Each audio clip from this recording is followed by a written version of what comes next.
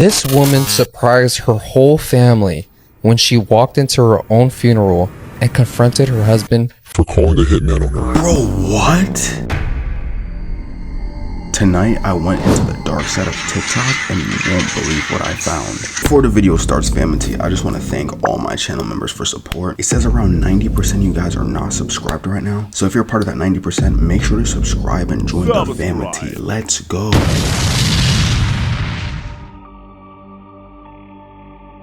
To my knowledge, this right here is not the official footage for this story. However, it does kind of paint the idea, so that's why I'm using it. This clip shows the infamous leader of North Korea, Kim Jong-un, pointing to a crowd of people who are in attendance to whatever he's doing here. We then see this guy who supposedly looks like he's sleeping, and then Kim starts looking pretty upset, and this guy starts whispering in his ear. This video was posted in reference to the former defense minister of North Korea, Hyeon Young-chol, who supposedly fell asleep during an event that Kim Jong-un attended. This infuriated Kim. He said that this was treason, and he had Hyeon removed from the gene pool for this act of treason by using anti-aircraft gunfire.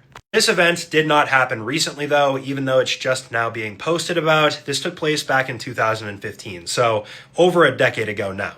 Also, I do want to put this out there. This information was gathered by South Korean spies, so it's not 100% confirmed, but it might as well be 99%. Bro, anti-aircraft weapons?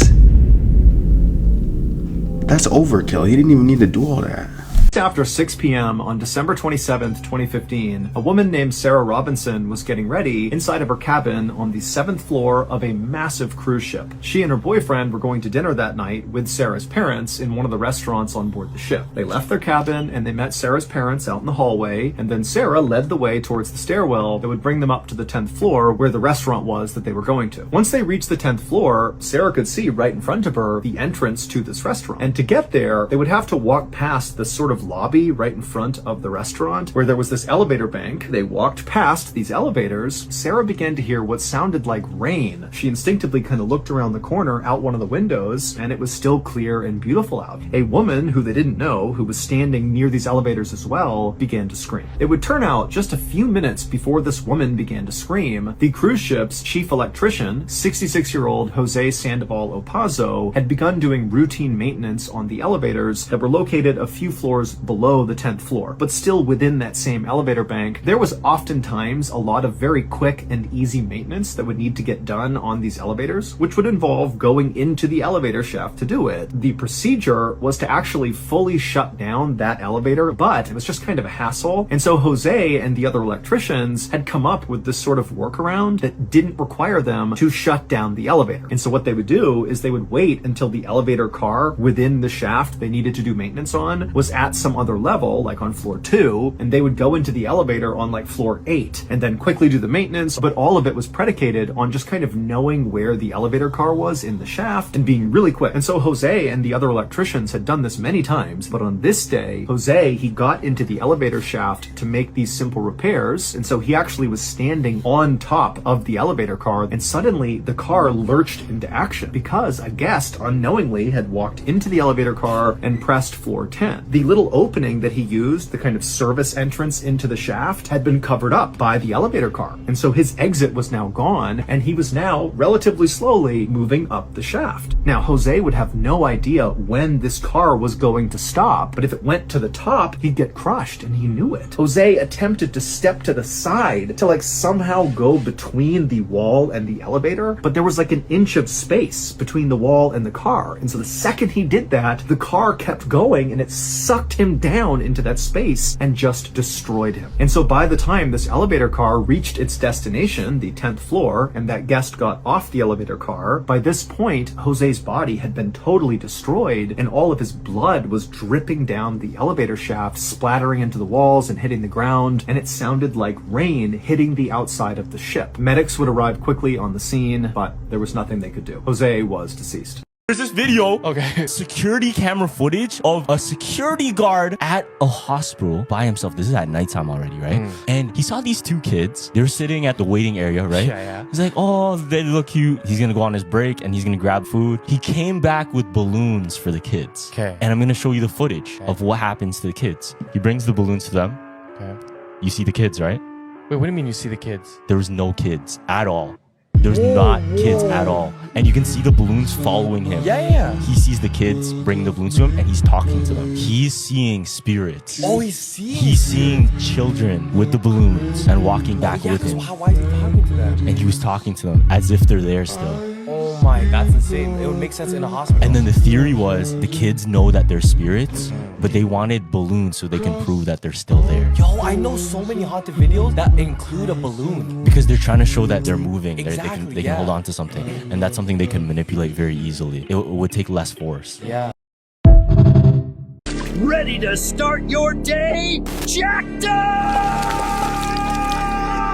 I've got the perfect way to get your day going. My sugar-packed Frosted Flakes will get your body pumped with almost half the daily amount of sugar. We make sure our cereal lasts a long time. That's why we add BHT. It might be carcinogenic, but who cares? This shit will last forever.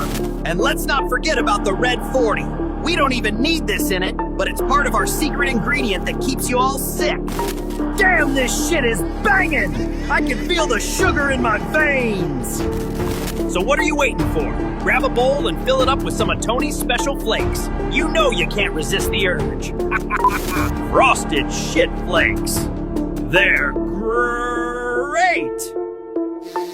Just to think that like less than 50 years ago, everyone agreed that cereal was a healthy breakfast option, when in reality it's literally just straight sugar. I want a healthy breakfast, just stick to the generic eggs. I feel like eggs can never go wrong, dude. Is Hauska Castle really a portal to hell? The people who built it weren't trying to keep something out. They were trying to keep something in. Most castles were built to defend from outsiders, but Hauska Castle in the Czech Republic was built in the middle of nowhere. There's not a water source, there's not strategic value, no easy access, yet it was heavily protected against attack. And people believe this is because it was built on top of a massive hole in the ground. A bottomless pit that locals believed led straight to hell. And the goal wasn't to protect the land, it was to trap whatever was inside. When the hole was first discovered, prisoners were offered pardons if they agreed to be lowered inside. The first volunteer lasted seconds before screaming to be pulled out. And the really creepy thing is that when they got him up, he was reportedly aged beyond recognition. His hair had turned white, he was rambling about creatures with bat-like wings crawling up the walls, and that's when people started to refer to it as the gateway to hell. Even creepier is that the castle's chapel is built directly over that hole, almost like it's a seal.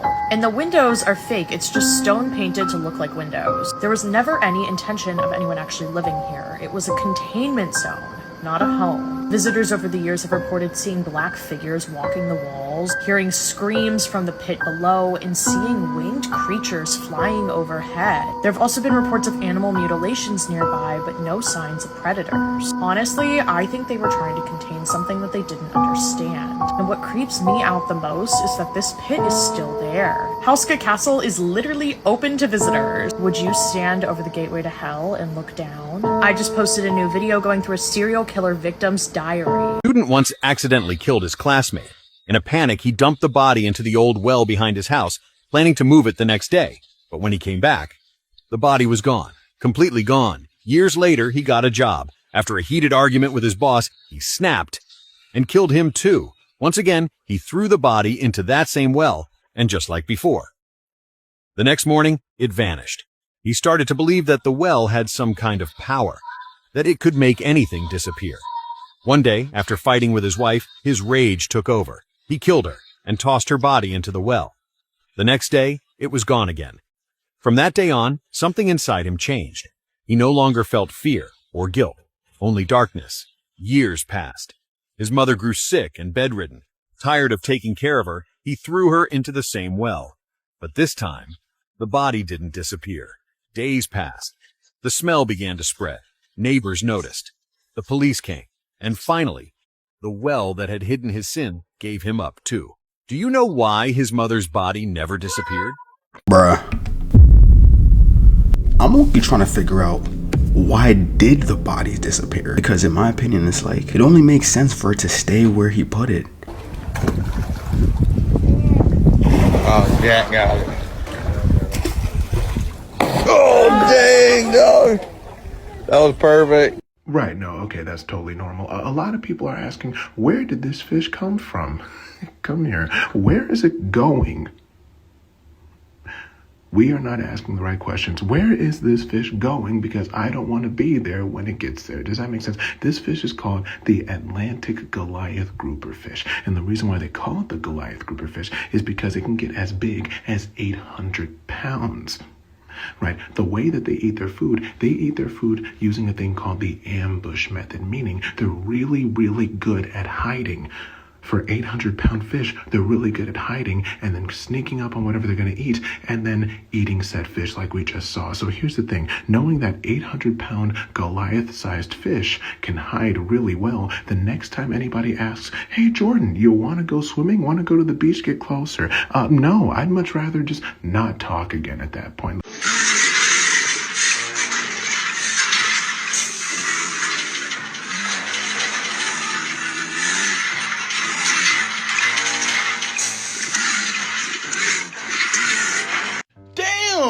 That motherfucker vicious as hell. I heard this is a bear with rabies, gang. Pray to God I never get caught in the forest with a bear with fucking rabies. You fucking monster. I ain't gonna lie, this might be the closest thing we gonna have to a werewolf.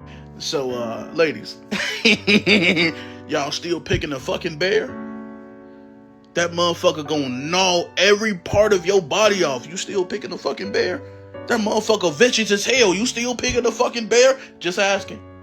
Just asking. Don't come at me. Oh, shit. That motherfucker was ready. You see how hard that bitch trying to get out that cage? That motherfucker ready for war. Matter of fact, the next war we have, let's inject a bunch of bears with rabies and unleash them bitches on the battlefield. I bet we win that motherfucker lickety split. I bet we do. Bruh. A bear with the rabies, I'm not gonna lie, if we did do what he's saying, unleash it on the battlefield, it's gonna eat the allies. The people that literally injected him, it's gonna eat them. In her most recent concert, Taylor Swift is performing witchcraft. And I know this is gonna raise some controversy in the comments, but this just doesn't look right to me. Wait for the signal, that'll meet you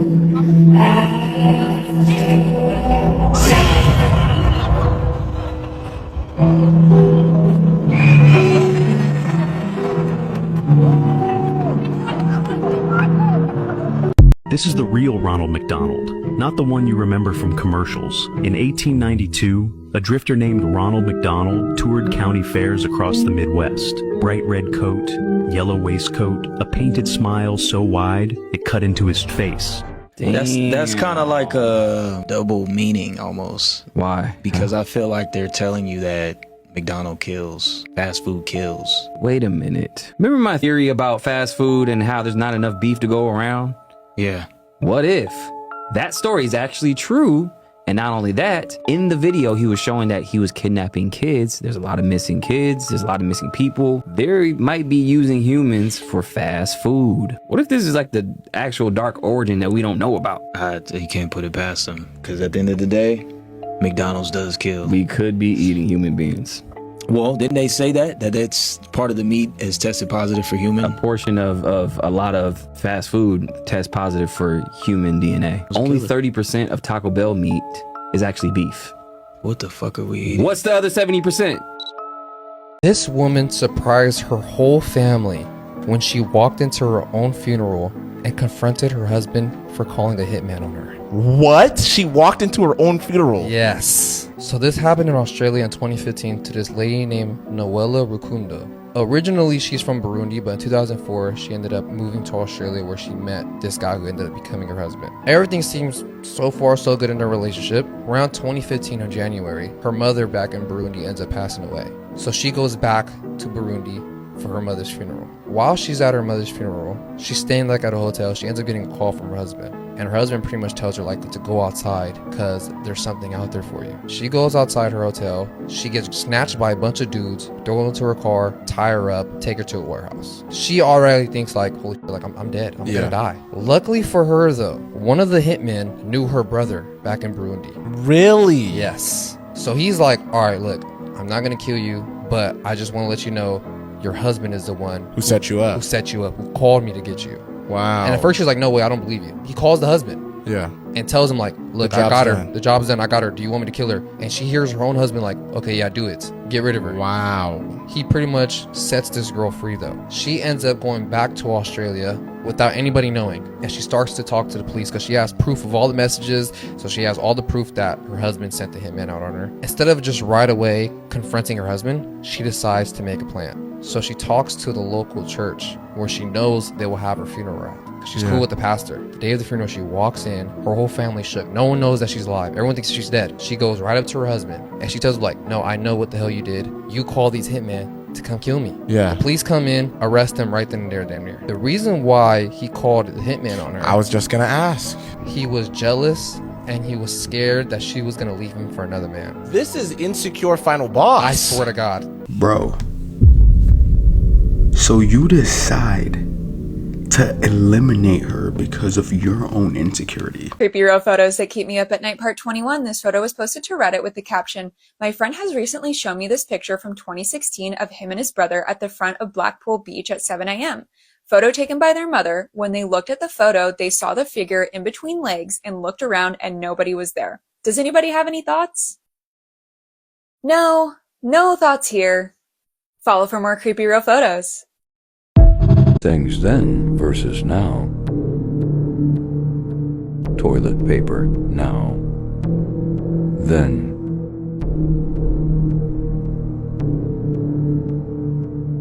Airplane seats now. Then.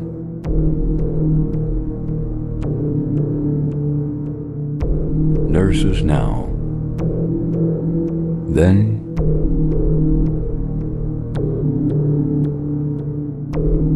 Mickey and Minnie now. Then.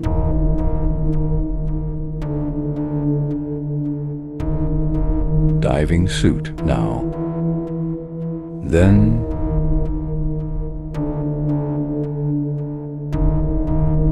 Vacuums now. Then.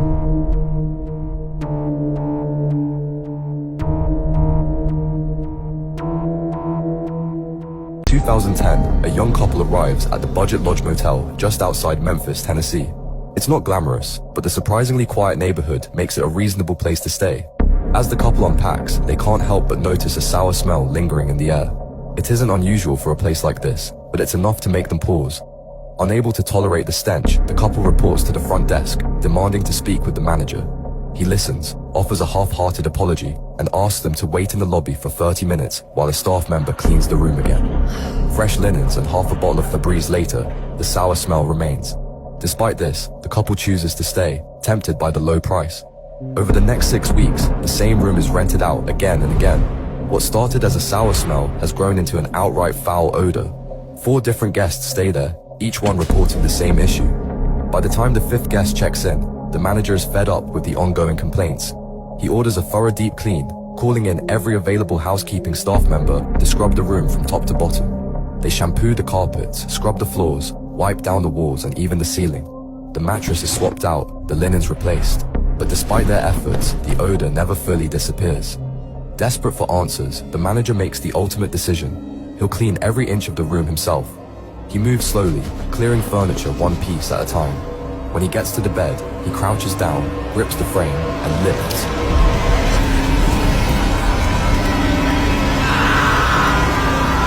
Bro, so you telling me one day we were changing out the mattress, no one saw that? I felt like I'd stumbled into a place I really shouldn't be. And although the dog seemed to be friendly, hello, I wasn't sure if the man was. I planned to leave right away, but first I did want to take a look inside the church. But I had no idea just how terrifying things were about to get. So we've come up to an old monastery, and someone is living here on site. I found a small entrance in here. Look at the carvings. My goodness, so beautiful and looks so ancient. Let's head inside. Check this out.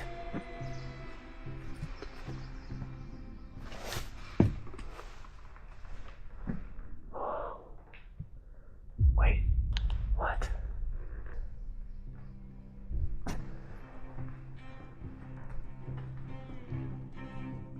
My heart was racing. I had just found a room filled with human bones, and I was completely isolated out here in the middle of nowhere, miles away from anyone who could help. I needed to get out of here fast, but as I made my way to leave, the man suddenly reappeared. JonBenet Ramsey's grandfather may have had connections to North Fox Island, a private island that later became the subject of a conspiracy theory rumored to be linked to a child trafficking ring. Except it wasn't just a rumor. The horrors people spoke of happening on this desolate island, which was supposed to be a nature camp for young boys, turned out to be completely true. I covered the story behind the island in part 1, so if you haven't seen that yet, be sure to go watch it because it's absolutely crazy and you will otherwise be completely lost. But this is the part 2 video, and if you enjoy content like this, make sure to follow. While the conspiracy surrounding North Fox Island turned out to be true, one rumor that can't be confirmed is whether or not JonBenet Ramsey's family had any involvement in the island's operations. Even though we can't confirm it, I'm gonna tell you what we do know for a fact, and you can decide how the pieces fit together for yourself. The Ramsey family was known to have a vacation home in Charlevoix, Michigan, which is just a stone's throw away from North Fox Island. JonBenet's paternal grandfather, Jay Ramsey, was also involved in aviation, specifically with the Michigan Aeronautics Commission during the 1970s. That's the same decade when North Fox Island was being used as a front for a child trafficking ring operating under the guise of a non-profit organization. If you don't remember or haven't watched part 1, the very first thing Frank Sheldon did after purchasing the island was built an airstrip so small planes could land and shuttle boys in and out. So it was during this same period of time that Jay Ramsey served as the director of the Michigan Aeronautics Commission, meaning that he was responsible for licensing and overseeing airstrips built throughout the state. He held that position for 22 years, and during that time, the number of licensed airports in Michigan grew from 130 to 322. Now, this doesn't prove any connection between him and North Fox Island, but it does suggest that the project most likely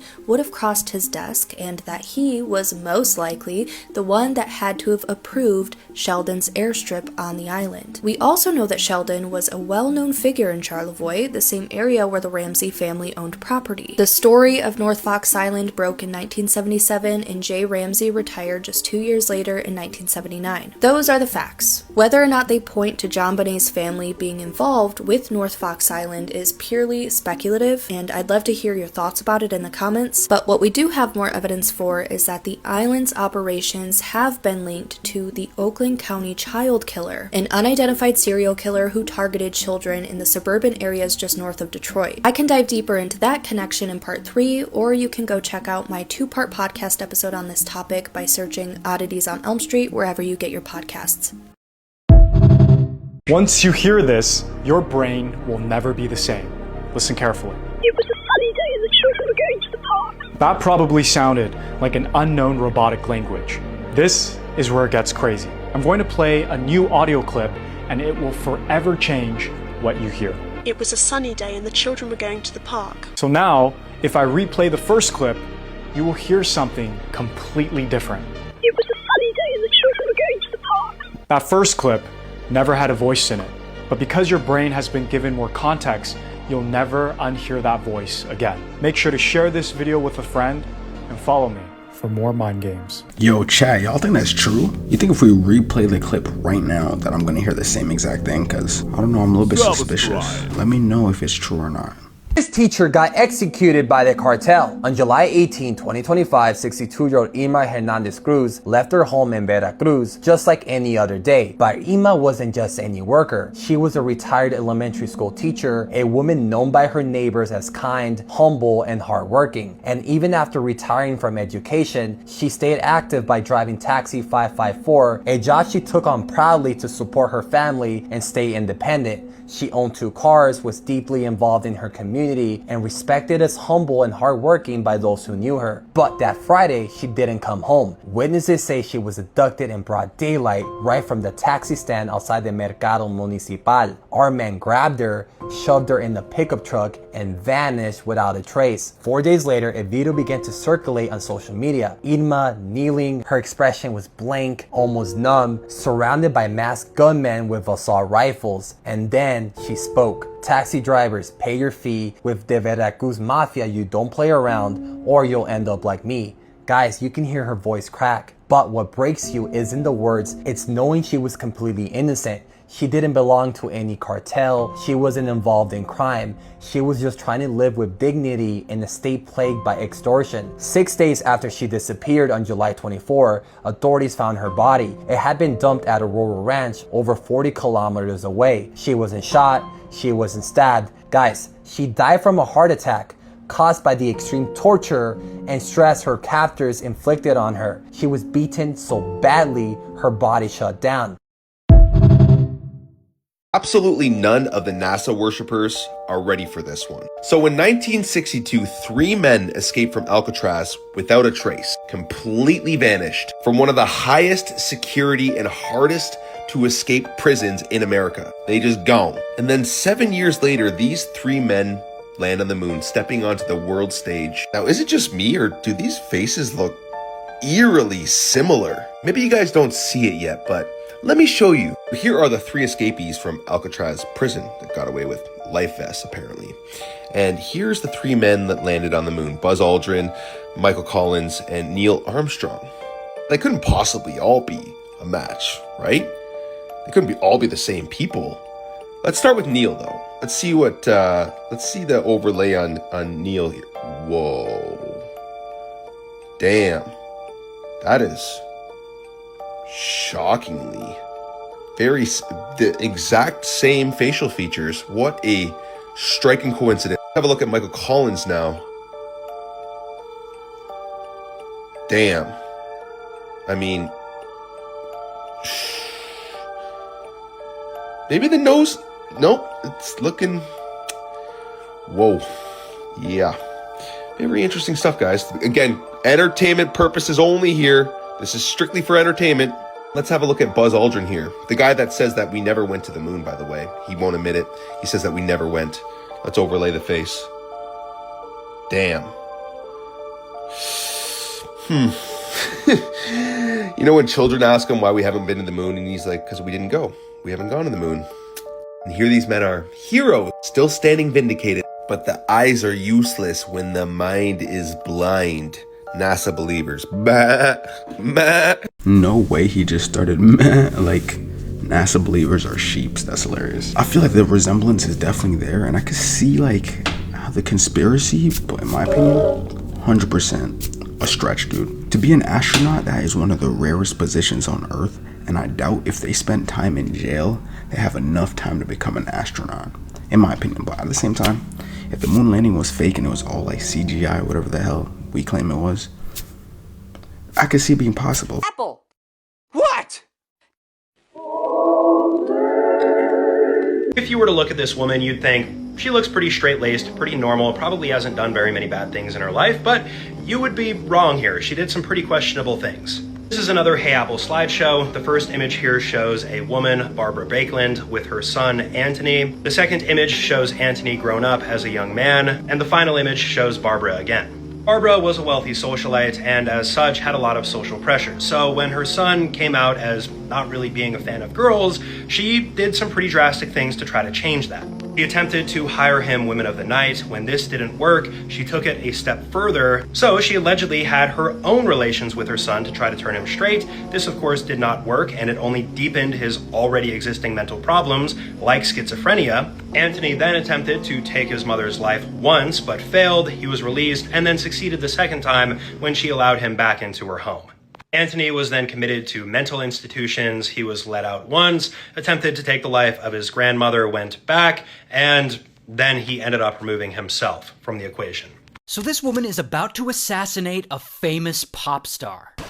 So let's call her Yo. And Yo's around 30 years old, she's living in Texas, and one night in the early 90s, she's at a concert, and there's this local act on stage. And Yo is blown away by the singer. She's like, this woman is amazing, I love her, I am such a huge fan. Not only that, Yo goes home and she starts thinking about her all the time. Like, she wants to be best friends with this singer and be close to her. So she decides to start a fan club, like an official fan club. And she contacts the singer's manager, who's also the singer's dad. So we'll just call him Dad. So Yo reaches out to Dad and she's like, do you mind if I start a fan club? And Dad's like, I don't know. We don't really have the time or the budget to run a fan club. And Yo's like, no, I'll do it all for free. You don't have to pay me. And Dad is still like, nah.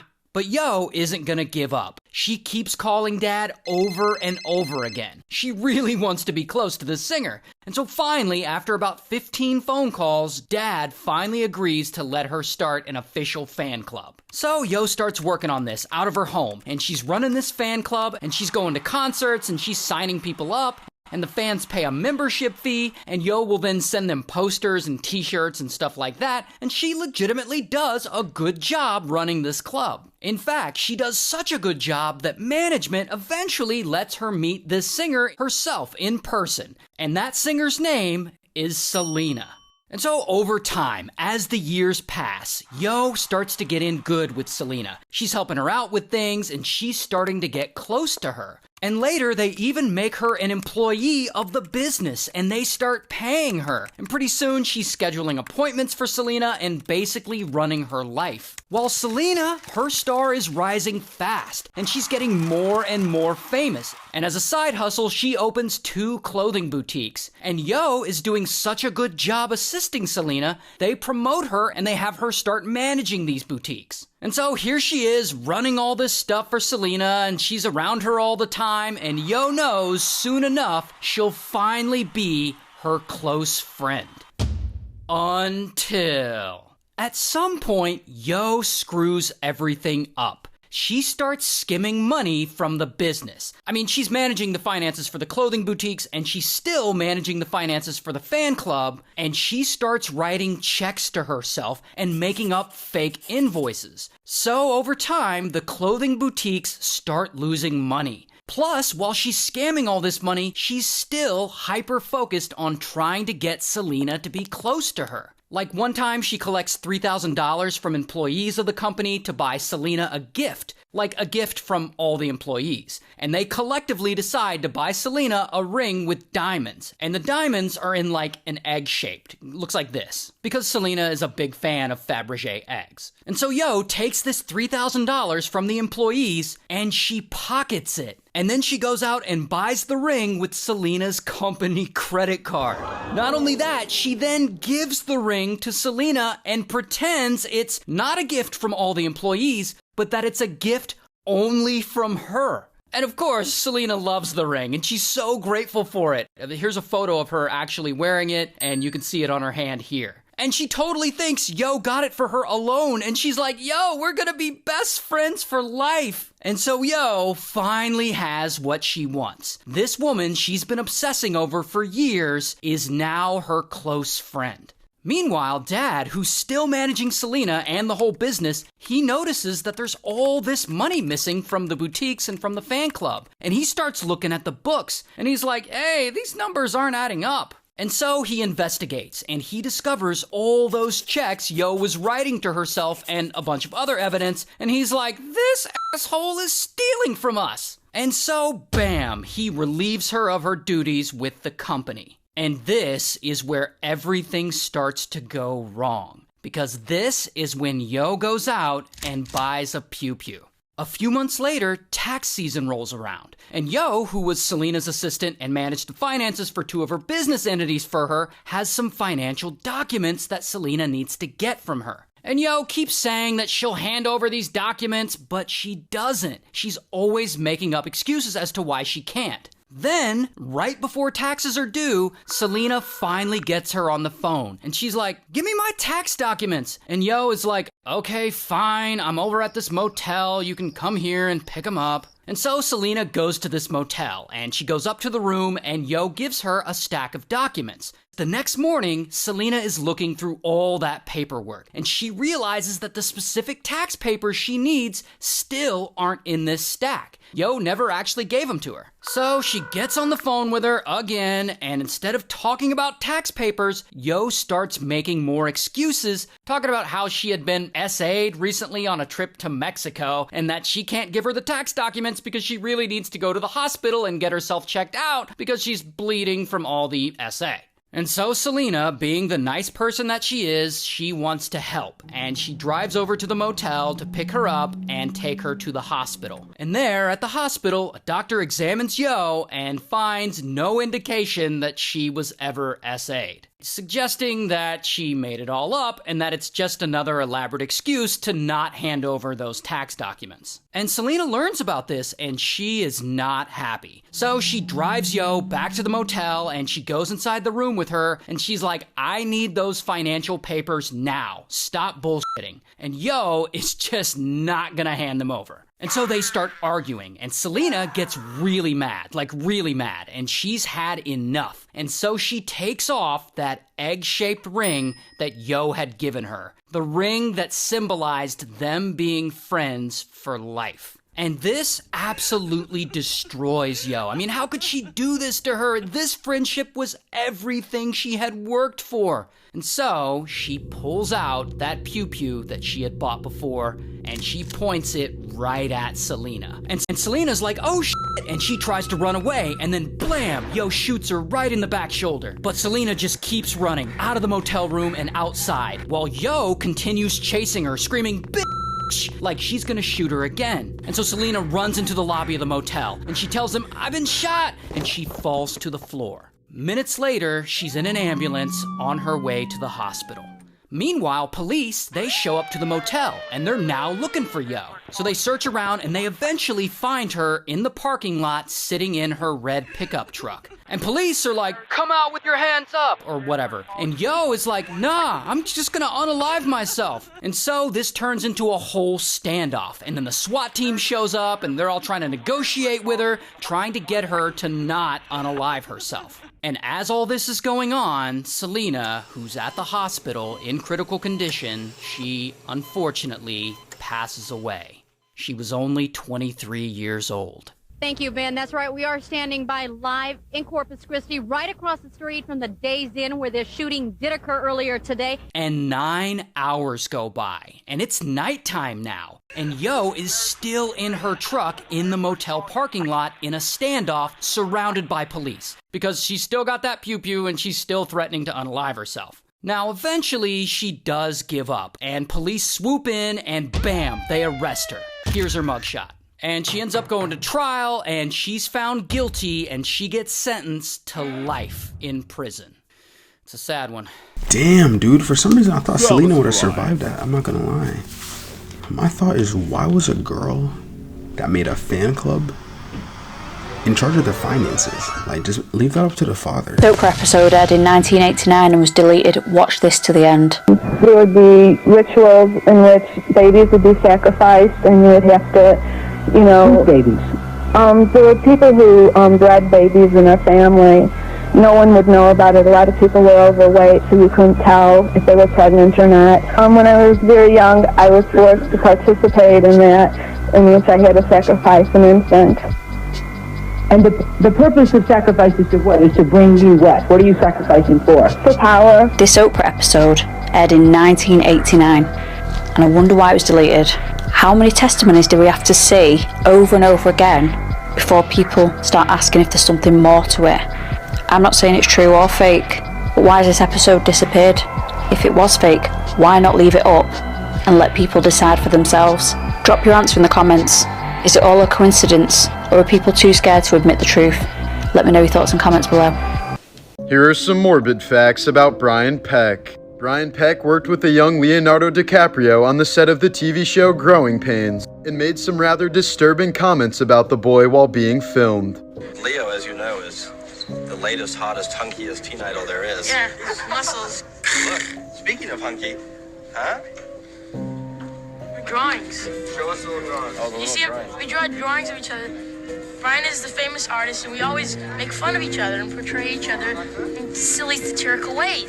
Leo's job on this set, for some reason, is to make fun of me all day long. Leo was only 16 at the time. Peck would constantly blow up young Drake Bell's phone to try and hang out with him or take him to Disney World. Peck even pleaded with Drake to convince Dan Schneider to make Peck the dad on Drake and Josh. He was later convicted of sexually assaulting Drake and had to register as a sex offender. Peck became pen pals with serial killer John Wayne Gacy when the child murderer was in prison. They would consistently write letters to each other, and Peck kept them on the nightstand in his bedroom. Peck was very proud of this friendship and would gleefully show off the letters to his house guests, including children.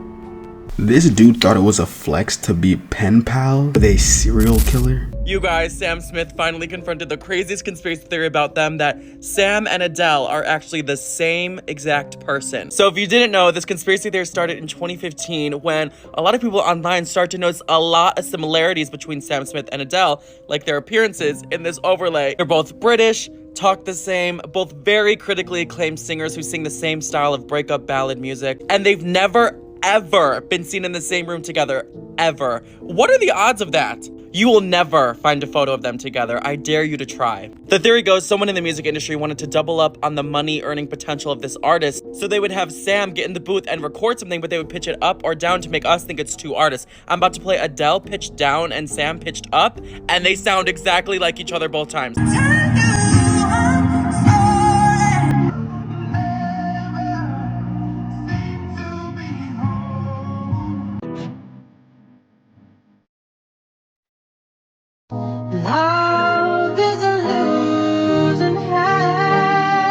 Before I show you what Sam has to say about it, make sure you follow so you finally know the craziest conspiracy theories about each of these celebrities and requests you want to see next. Everyone seems to think that I'm Adele. So people think that we're the same person, and I'm just in drag right now.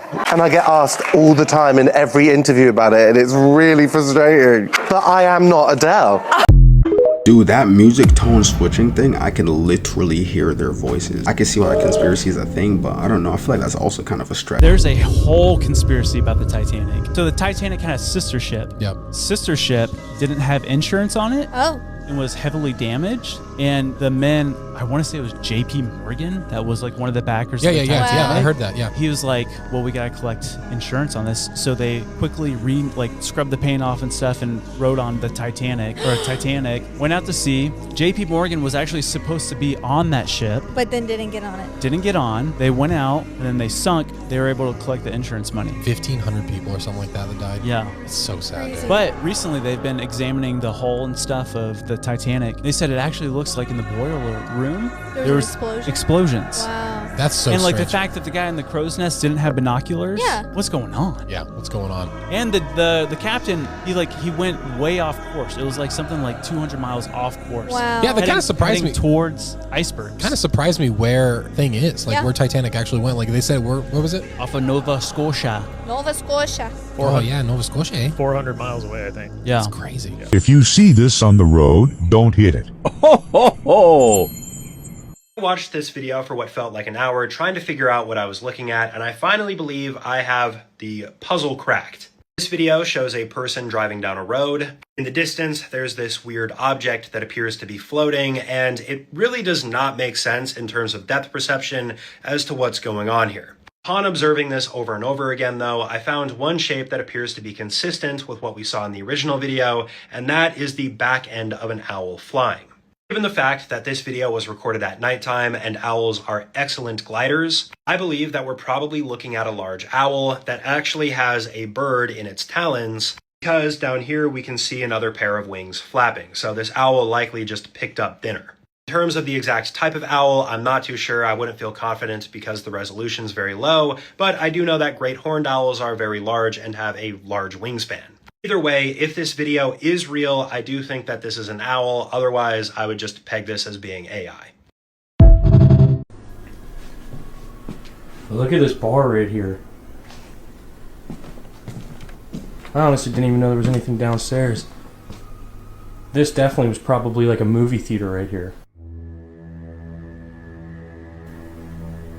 It has like the carpet. I could see this being like a little home theater. Yeah, the floor is broken there, and I can tell because this is really weak. Looks like they just have like a calling system. This is sick. This floor is super weak, guys. I don't know why, but it really is. Someone even put that down so they could walk on it. But look, it's a blue bathroom. Just a normal toilet, honestly.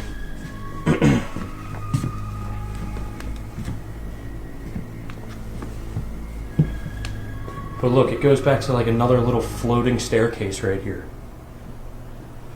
That looks so sick. What's this? This is just a little kitchen over here. Kitchen. Here's a laundry room. Now what's this?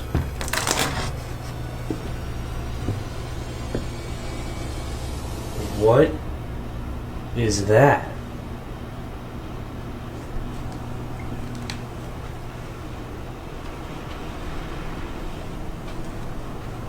Guys, I don't even know what I just walked into.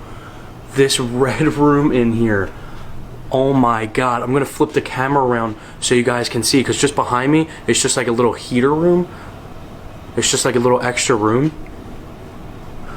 But wait till you see this. Oh my god. What is this? What is this room? Like, guys, look at this room. It's a circle with all red. Just a red circle of like furniture and like cloths hanging down. This is the craziest thing I've ever seen. Look how dark it is in here. There were 2 flashlights going and a camera light. Look, there's just a mirror here. Look at all this cloth hanging. Guys, I can't get over this room. I seriously can't. Oh, there's speakers behind that too. I don't know if you guys can tell, but there's speakers behind this wall. Whoa. This is the coolest place I've ever explored. I'm saying it right now. Guys, this house is literally the coolest thing I've ever explored. I just said it. It's official. This is the coolest thing I've ever explored in my life. This red room, plus the whole basement, and I'm gonna go back to the indoor swimming pool. When do you ever... Bro found the cuck dungeon. I mean, my first thought is like, how the hell did you get access to P. Diddy's mansion, and why is it abandoned? You were born a girl in medieval Europe. Congratulations, you've already lost the lottery. Your mother dies bringing you into this world. Not exactly rare, since it happens to 1 in 3 women. You start life as both a burden and a living receipt for what it costs. Lucky you. Your father remarries within 3 months. After all, someone's got to cook the meals and keep the kids alive. Your days growing up are simple. Wake before dawn, help your stepmother cook breakfast, wash laundry, milk the goats, cook dinner, collapse into bed. Your brothers learn to ride horses and play with wooden swords, while you scrub floors. Your stepmother does teach you useful skills though, mostly because she needs the help. Not reading or writing, that's for priests and noble boys. The village is poor, the doctor's expensive, and someone needs to patch up scraped knees and soothe coughs when the weather turns. So you help. First by fetching herbs, then by mixing tonics, and eventually by helping her tend to villagers when half of them fall sick with flu. She shows you which herbs stop bleeding, which ones clean wounds, which ones ease pain. Before long, the village starts calling on you for help with small injuries and seasonal fevers. Nothing official, just the kind of things no one wants to bother a real doctor with. By 14, your childhood ends abruptly.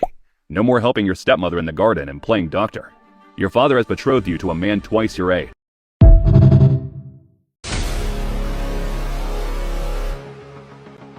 Oh, I know what creature that is. It's the only creature I can think of that's known for decimating people's toes. Allow me to explain. Meet the giant water bug, also known as the toe biter. Unfortunately, these menaces are found in bodies of water everywhere besides Antarctica.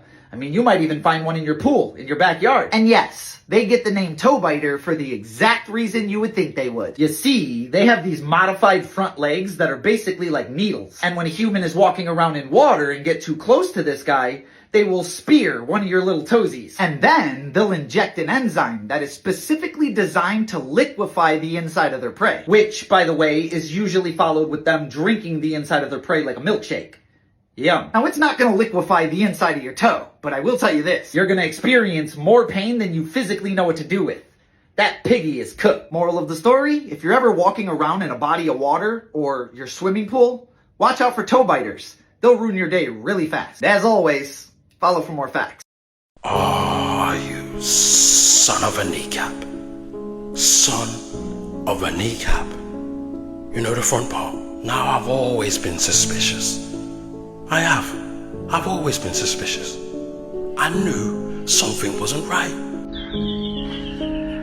All of the birds died in 1986 due to Reagan killing them and replacing them with spies that are now watching us. The birds work for the bourgeoisie. So let's do the maths and the science.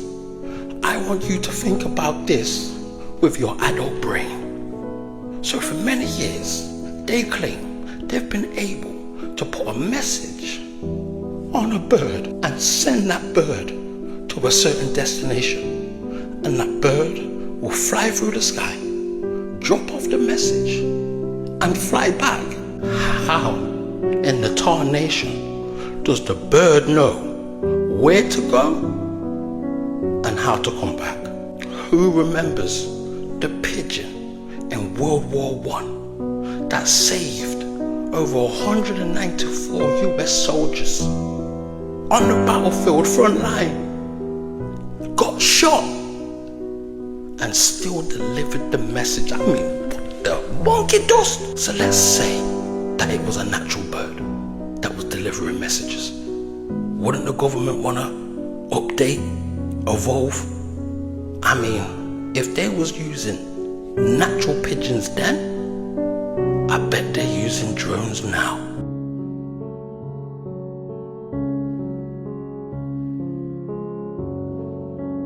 Always throw it in our faces. They will show you in movies what's really going on. Spies in disguise? Oh, you son of a bitch. Yo, they said Reagan killed every bird. That is such a lie. Reagan did not kill any birds.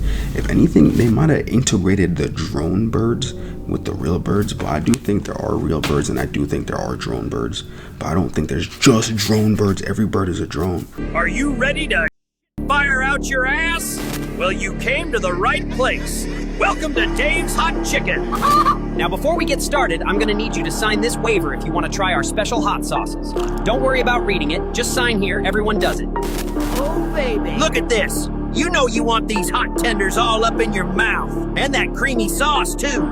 Yes, Daddy. This chicken is bonkers. I've never seen people eat like this in my life. They can't get enough. And we make these tenders fresh. Don't worry about the flies. The grease cooks all of that stuff off. Our cooks are making endless amounts of tenders day and night just to fulfill the needs of our customers. If you think it's hot going in, just wait till it comes back out. Don't die before you try it. 2016, a 25-year-old Wall Street banker named Matt was camping near Mount Rainier in Washington State. On the first night, he found a nice clearing in the trees, and so he set up his campsite there. Several hours later, Matt woke up to some strange sounds coming from outside of his tent. Barely unzipped his tent flap, there was a man sitting in front of his fire pit, and this man all of a sudden looks up directly at Matt and makes eye contact with him, and the guy's eyes go wide, and he stands up, turns around, and runs away from Matt's campsite. And so he just quickly unzips his tent, jumps outside, and shines his light into the forest, and he's just left kind of dumbfounded. Finally, the sun came up again, he packed up his campsite, and he began hiking into the forest. And over the next 2 days, he covered at least 10, maybe 15 miles. He found a nice clearing, and he set up another campsite. That night, he set up a fire, and then as he's sitting there, he hears rustling coming from behind him. He hears a man's voice come out of the darkness. Do you know how to get to Bell's Canyon?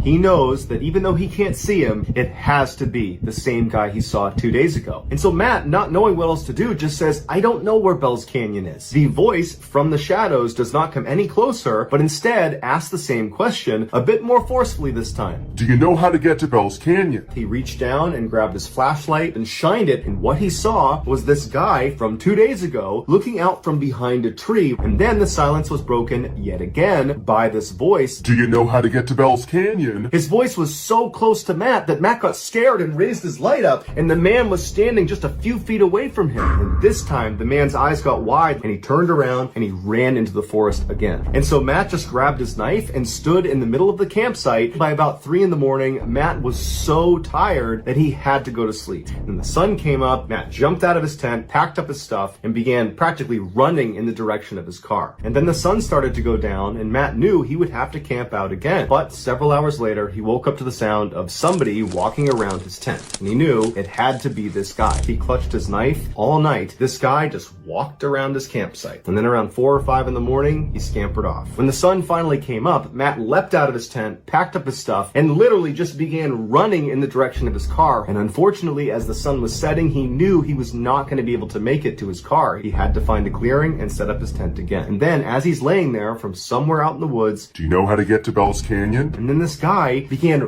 running past his campsite, making animal sounds, until the sun finally came up and this guy scampered off back into the woods. Matt didn't waste any time. He leapt out of his tent, packed his stuff up, and ran all the way back to his car. When he finally got inside of his car, he cried tears of joy. He finally flew back to New York, and he just had to accept that there was some strange guy who was able to hunt him over 3 days and 30 miles without the use of a flashlight, without any gear, and all he ever said to Matt was, Do you know how to get to Bell's Canyon? Dude, a 30-mile hike, that is deep. I don't think I could ever do a 30-mile hike. Like, it seems kind of scary, because when he was telling the story, I was like, bro, does it take you 3 nights to get back to your car? This is what every U.S. state has the world's largest of.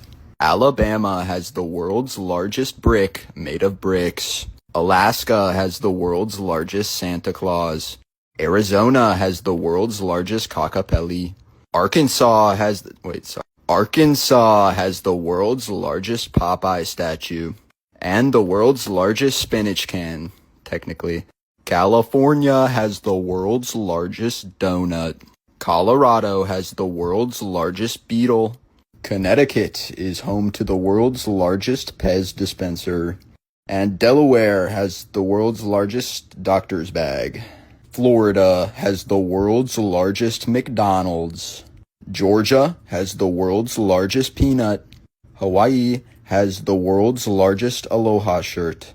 Idaho has the world's largest beagle. In Illinois, I couldn't just pick one, cause the small town of Casey, Illinois has the world's largest rocking chair, the world's largest mailbox, the world's largest wind chime, the world's largest clogs, the world's largest truck key, the world's largest teeter-totter, the world's largest barbershop pole, the world's largest golf club, and golf tee, the world's largest swizzle stick, because they still make it the old-fashioned way. And every single shop in town seems to have something big in front of it, even if it's not the world's largest. So, yeah, if anyone here is watching from Casey, Illinois, what's wrong with your town? Why is everything big? Sorry for the tangent. Indiana has the world's largest ball of paint. Iowa has the world's largest truck stop. And Kansas has the world's largest ball of twine. Sorry, Minnesota. This is not the biggest one. Part 2 is coming soon. Someone hanged themselves on the set of Wizard of Oz. No, but that doesn't mean the filming was any less up. On-set disasters made it so that basically every actor was injured. Let's start off with the main 4 actors, and I ordered these from least to most up. The Cowardly Lion's costume was made out of 2 real-skinned lions. It weighed 90 pounds and was extremely hot. And the bright studio lights made it so that the actor was literally dripping sweat when they would remove it each night. The Scarecrow's textured face was achieved using a latex prosthetic. Latex is still pretty commonly used today, but what has changed is the type of glue that we use for makeup. It took an hour each day to peel off the Scarecrow's prosthetics. And as you can see here, Ray Bolger was left with permanent scarring around his mouth from the costume. But at least he didn't almost die. His shiny appearance was from the aluminum paint, but 10 days into filming, Buddy Ebsen was having serious trouble breathing. He had to be rushed to the hospital and nearly died because the aluminum powder had coated his lungs. He was replaced by actor Jack Haley, who wasn't told why he was needed on set so suddenly. And they changed the silver makeup to an aluminum paste that caused less problems. And sadly, even poor little Toto wasn't immune to this cursed set. At one point, someone stepped on his paw and broke it. Physical injuries are one thing, but psychological damage can last forever. So I have a separate video on Judy Garland coming soon. Follow so you don't miss. Hey Sugar, you ever wonder what's really in your food? Well, here at Sonic, we fry everything in seed oil and secrets. Smell that? That's our signature blend of TBHQ and canola grease. Keeps it crunchy and keeps you coming back. Don't roll that window up, darling. You'll miss the smell. Red 40, blue 1, and just a splash of artificial flavor. Tastes like childhood, don't it? You ready for this? Each sip's packed with high fructose corn syrup and artificial colors, the kind that stay in your bloodstream forever. We fry it, flip it, and serve it fast with soybean oil, MSG, and a whole lot of love. Don't worry, Sugar. Ain't nothing in here real. Just preservatives, plastics, and artificial joy. Makes us all shine a little longer. This is how we Sonic. Yo, I actually tried Sonic for the first time, I'm pretty sure for Hollow Weekend. And their milkshake, I only did the milkshake. It was pretty good, I'm not gonna lie. It sucks because I literally just pretty much ate everything that they just spit in this video, but it is what it is. Yeah, we're gonna stop it there. If it makes you feel any better, there was a happy ending. For the eagle, meet the bald eagle. These bad boys are considered to be near perfect hunters, and honestly, I get it. First off, they're massive. They stand 3 feet tall with a 7.5-foot wingspan. That is a big bird. On top of that, they also have what some people would consider to be the best eyes in the animal kingdom. They can spot a fish underwater from 2 miles away. I can't spot a fish underwater from 2 feet away. And once they spot their prey, that's when the real show begins. They'll proceed to dive bomb at over 100 miles an hour. And they grab that poor soul with these ridiculous 3-inch daggers attached to their feet. Oh, and by the way, they also have a 400-pound grip strength. A male adult human has a grip strength of about 100 pounds. That bird is 4 times stronger than me. I don't like it. Moral of the story, if you're having a bad day, just remember, it could be worse. You could be a fish dealing with this. And as always, follow for more facts. Yes, hello. It's October 1st. Do you know what that means? It's Spooky Lake Month, where we do 31 days of haunted hydrology. And today, I want to talk about this strange lake in the heart of the Louisiana Bayou. Located on the coast of the Gulf of Mexico, alongside the sprawling mouth of the Mississippi River, lies Lake Pontchartrain. However, because it's open to the ocean, resulting in a mix of freshwater and salty, it's actually more of an estuary. Its brackish waters not only have giant freshwater alligators, but also manatees and bull sharks. But I know you were asking yourself, what's the giant line in the middle of the lake?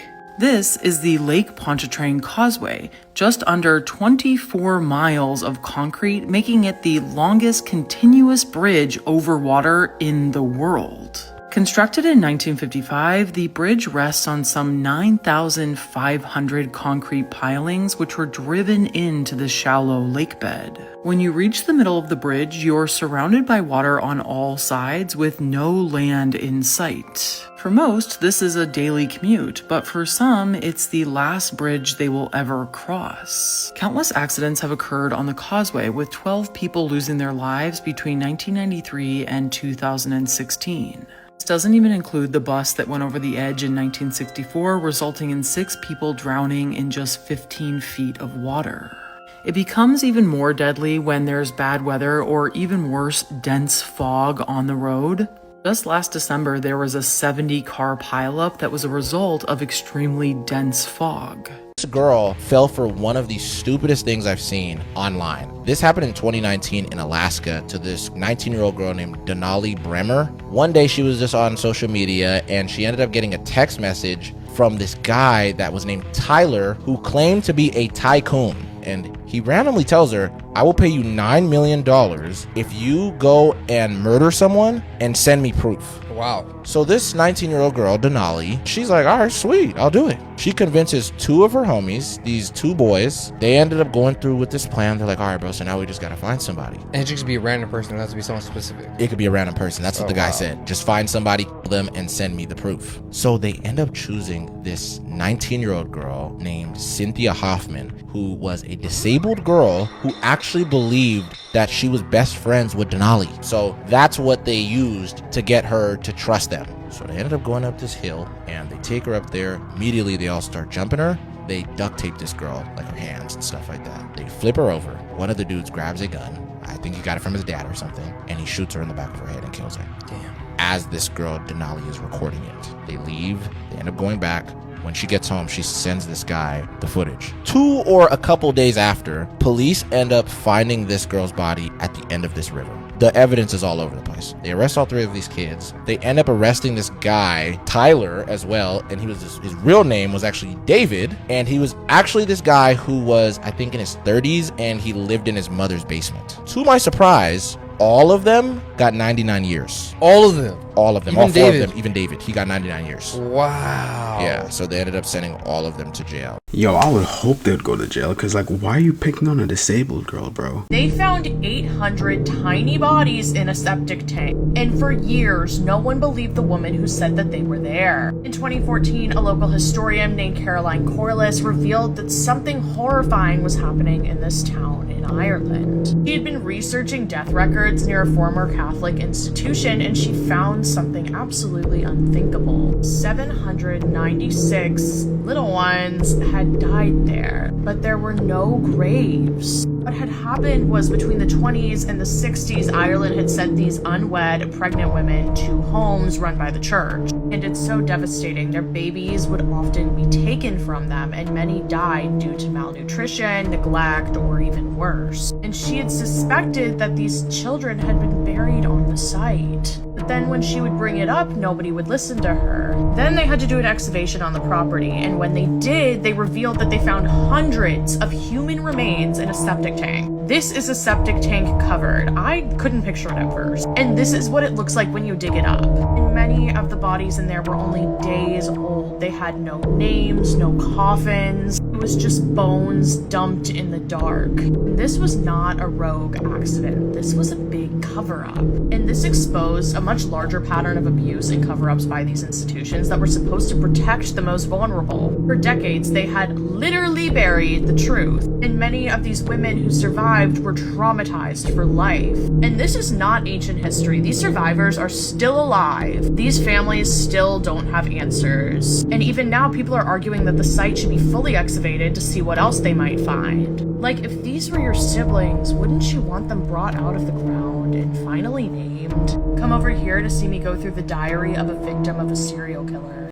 2009, 15-year-old Christina Grimmie finally caved and made her own YouTube channel. For years, her friends and family had been begging her to do this because Christina had this incredible singing voice, but Christina had always been hesitant because she was a bit of an introvert. But she took the plunge, she makes this channel, and in July of that year, she uploads her first 2 songs. They didn't get very many views, but a month later, she found herself really enjoying the song Party in the USA by Miley Cyrus. So she records herself singing this song, she uploads it to her YouTube channel. It went viral almost immediately, and millions of people saw it, and they loved it. And she began uploading more and more music to her channel, and more of her videos went viral. Over the next 4 years, she amassed over 2 million subscribers on her YouTube channel. She put out her own album, and she even went on tour with the mega celebrity pop star Selena Gomez. In 2014, Christina auditioned for the TV singing competition called The Voice. Christina still managed to finish 3rd overall in this competition. That show did wonders for her career. The judges would be raving about how talented she was, and that even if she doesn't win this competition, someone's gonna sign her. She's so incredible. And then sure enough, shortly after that competition ended, Christina was signed to a major record label. By June of 2016, Christina was still growing in popularity when she was asked to be the opening act for this concert in Orlando, Florida that was happening later that month. On the day of the concert, which was June 10th, she posted to her social media this kind of shout out to all of her fans saying, hey, if you're in the Orlando, Florida area, come out to my show. And then after the show, I'm going to stick around and sign autographs and meet you guys. That night, the venue where this concert was happening was jam-packed. And then around 10 p.m., the concert ends, at which point Christina began meeting her fans and hugging them and signing autographs and taking pictures. And then at 10:24 p.m., a man who was a fan of Christina's walked down from the back of the venue and kind of awkwardly gestured that he kind of wanted to get a hug. She opened her arms to give him a big hug, and when she got just a couple of feet away from him, he drew a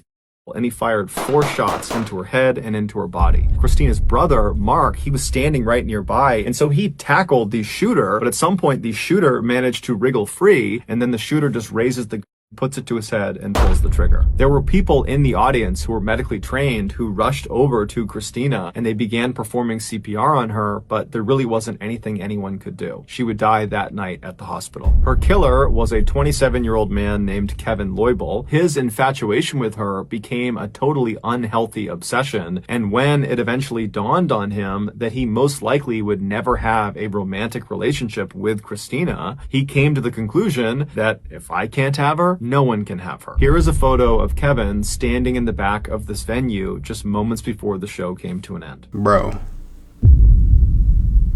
aren't there securities at these venues? How does he get in like that? How does he get in with a weapon? This lady got arrested for bringing the craziest thing to a 5th grade class. This happened in 2024 in December, so it was the end of the year. This lady was gonna bring treats to her daughter's Christmas party for like her class, and I guess it was like an annual thing. You know how when we were kids they would do like Christmas parties and stuff at school. She went to go get treats to bring to this class, and mind you, like I said, her daughter is in this 5th grade class. The teacher allows this lady to come to the class. Her name is Teresa Burnell, and she brought a bunch of Jello shots. Really? I'm not even kidding. She brought Jello shots to these 5th graders. Oh, she thought they was gonna turn up. Bro, I swear to you, including Wait, did her she daughter. know there were Jello shots? Yes, she knew, because see, there's a lot of evidence afterwards that shows it, and I'll get into it. But pretty much, she brings them through, and she has about like 40 of them in a tray. And I'm pretty sure in a classroom at that age, like, you know, it's probably like, come on, bro, 30 maybe. All the kids eat it. The whole damn near majority of the tray was gone. All of the kids, they started complaining of having headaches out of nowhere. They started randomly complaining of like, bro, my stomach hurts. Instant hangovers. Bro, 2 of the kids even started throwing up like crazy. And then this one kid, he had 6 of them. Oh my God, he was turning up. He was turned. He ended up straight up passing out. So the teacher ends up going and grabbing some of the glasses, and she smells it. Vice principal ends up calling police. They come through. They end up taking old girl in, and they end up going to the place where she got him, because she tells them. They go to that place. They have all the evidence of her going to this place. They told her they were Jello shots. They have it on the damn on the receipt. It says like Jello shots. What was in these shots? The type of alcohol was gonna blow your mind. It was vodka in these motherfuckers. Oh yeah, bro. those kids were turned. Yeah, they were cooked. Do you know why you wake up right after you die in your dreams? It's because your brain does not know what life is like after death. Isn't that concerning? You can't say B without touching your lips. Stop trying to say B without touching your lips, because you can't. When you get on a plane, they say that you are flying. Then when you get on a train, are you training? Isn't that concerning? In the 90s, we were taught to use plastic instead of paper to prevent the deforestation of forests. But now we use paper instead of plastic to save the ocean from pollution. Isn't that concerning? What is the color of a mirror? What color do they use when they are painting a mirror? Isn't that concerning? What is concerning is why you asking so much questions, bro. Like, I don't know. It's funny because everyone that he was asking the question, they just look faded. They're just like, what do you want? Like, yo, let me know what you think about these videos. If you own a cat and you've ever wondered what it looks like when a cat sees your face, this is allegedly your answer. This is an older video that was just recently reposted to TikTok. It shows this cat lying down. There's this apparatus attached to its head. We then see the input, which is what they showed the cat, and the output, which is what the cat is apparently seeing. Now, this experiment has been taken out of context many times. This right here kind of looks like a cat. So what people say is that when your cat is looking at your human face, they, instead of seeing a human face, actually see a cat face, when that's not really the case. This experiment was actually done by the University of California, Berkeley, and what they were doing here was reading the output of 177 different cells inside of the thalamus, which is a part of your brain. So they're trying to reconstruct what the animal is seeing based off of the signals given. Meaning this is definitely not 100% accurate. The sheer fact that they were able to get an image out though that looked somewhat similar to the input is very impressive in and of itself. I'm sorry, I know I'm probably explaining this very poorly, but yeah, this is not what a cat is literally seeing. That was honestly the first thing that came to my head was like, why does a cat see us as a cat?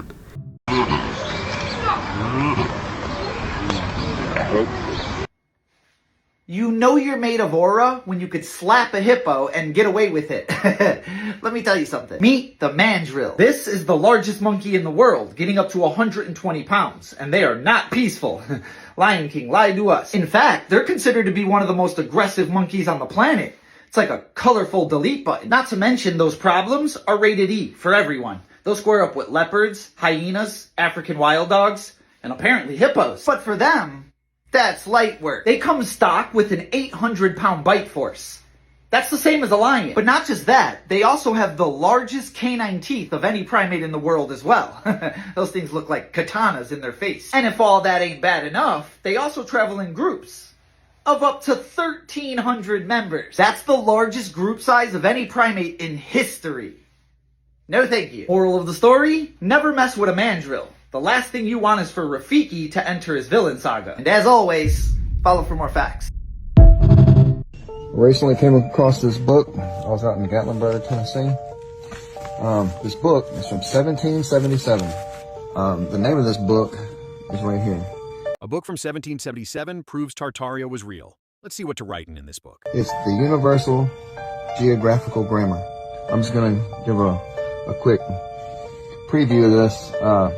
Because there's things in here like, so here's the opening map. Here's the opening map of the world. And right, let's see, hold on. Right here, Eastern Tartary. And right here is Western Tartary. And there's China. And what we'll get into farther back, it's going to be Chinese Tartary also. This is the doctrine of the sphere. Here is the artificial sphere. Because the world was coming from being flat and going into being a globe. Right here, you've got the doctrine of the globe. Do you agree with this theory? Let me know in comments section.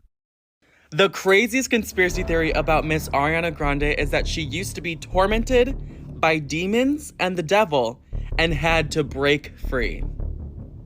Ariana Grande has got a real problem with demons, she told Complex. In 2013, Ariana Grande went to Stoll Cemetery that is so haunted that the Pope won't even fly over it in his plane. She talked about it in her Complex interview and it made major news, and she said right when she got to the cemetery, she had this sick, overwhelming feeling and was getting this major smell of sulfur, which is a sign of a demon nearby. So she literally left immediately and said an apology to the ghost, but not before taking a picture where she said she saw 3 distant faces in the photo that looked like textbook demons. The next few days, weird things started happening to her, like whenever she would close her eyes, she would hear loud rumblings and whispers in her head. She would see disturbing images with red shapes around herself. She was laying in her bed one night and she looked over and saw black matter on the left side of her bed and then watched it move to the front of her bed, and she couldn't move because she was paralyzed. Said she was screaming, crying, didn't know what to do, and then the next day she decided to cleanse herself and tried to swear them out of her life. Spotify used to literally list as a fact underneath her song Break Free that a part of her inspiration for making the song was her demon experience.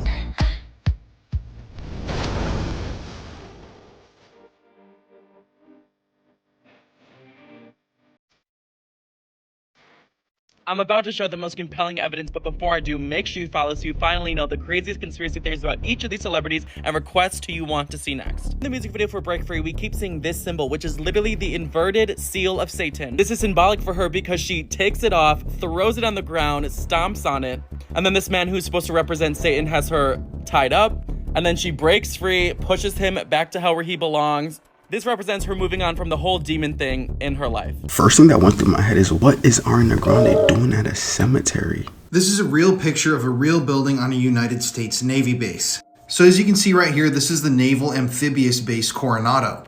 And yes, as you can see in all of these photographs, this building was designed and constructed in a very specific way.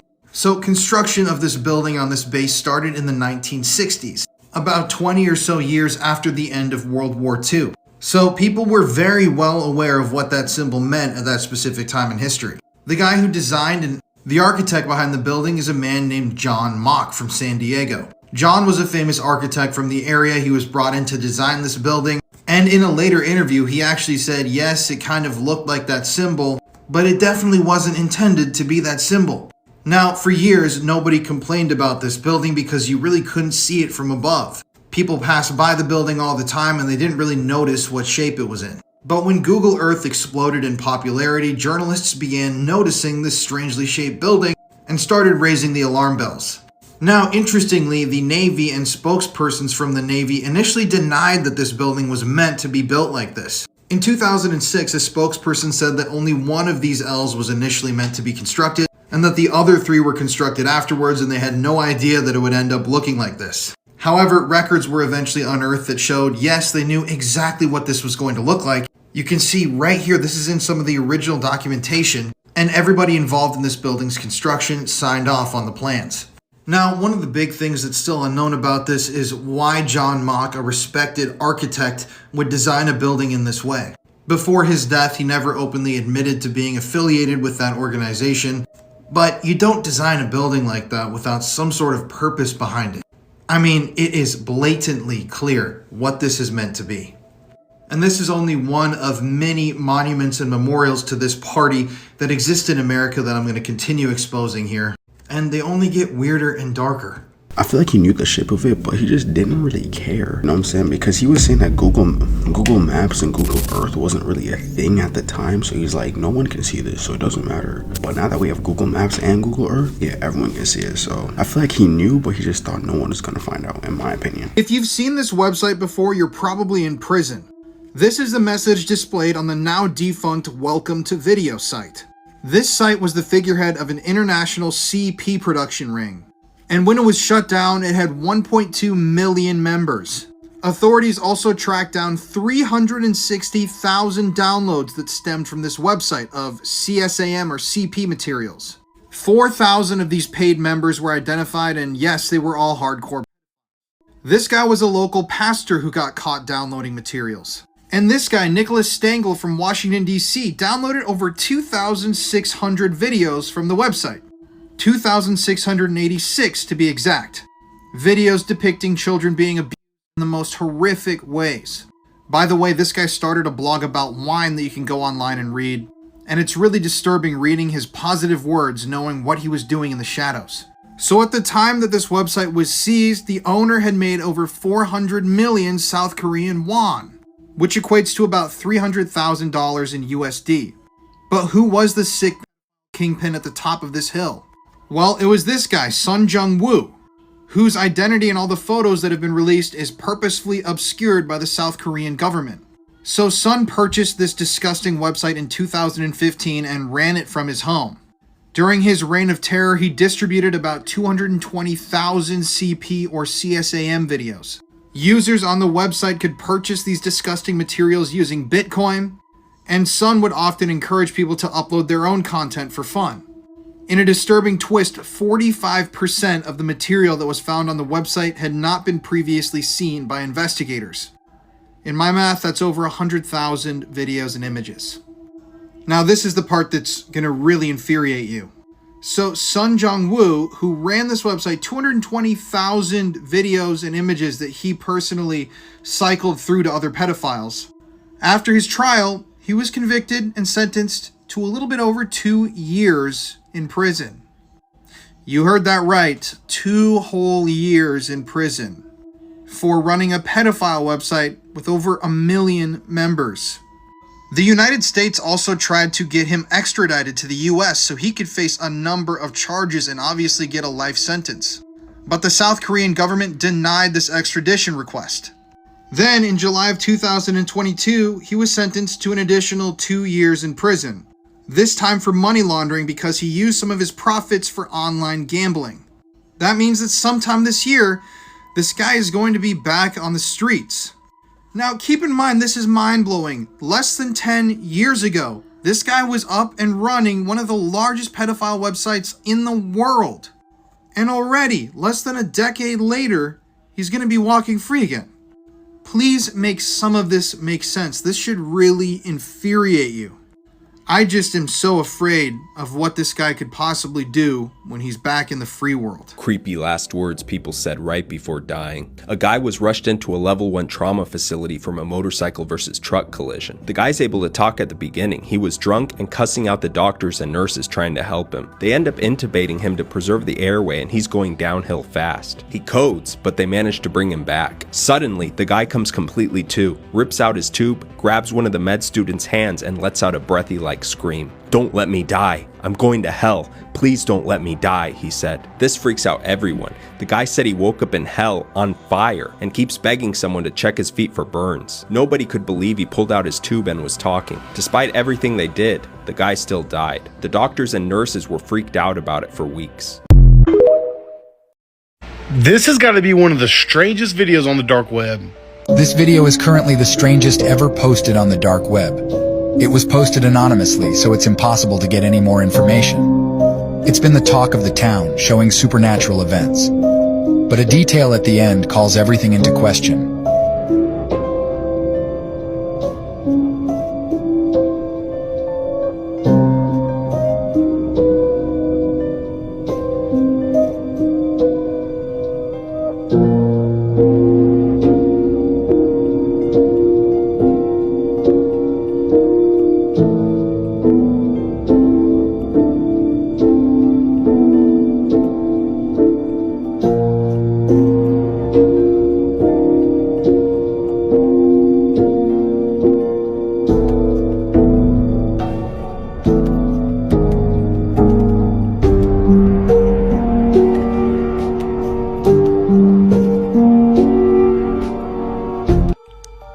Yo, I love the fact that the Flash dude literally just walked away like nothing happened. Like he didn't just teleport to save someone. What if I told you that me and you are dead? Did the world really end in 2012? Well, here's evidence that you've never seen before. Right, so starting off, this right here is the particle Higgs boson, which Stephen Hawking famously said when it's found, it could literally destroy the Earth instantly. Now in 2012, if you didn't know, this was the year that scientists did discover Higgs boson. Now here's where things get a bit strange. Now, let me know if you agree, but the world has been slightly different since 2012. Now, you younger kids in that, probably not going to agree, but literally since 2012, we've had all of these crazy Mandela effects. Like for instance, we all remember Curious George having a tail, he never did. There are so many examples of this, I've done tons of videos on it, but like everything's been kicking off, wars, it's just been crazy, like nothing good's happened. Now on to the next part. There is a lot of evidence suggesting that when we die, our life flashes before our eyes. And on top of that, our brain is still actually functioning for around 7 or 8 minutes after death. There is now concrete evidence of this. As a man who literally died, it showed that he had brain activity for 8-9 minutes after he died and was dreaming. So in this 7 or 8 minutes, if we have brain activity, that means there's still a way to lucid dream or, you know,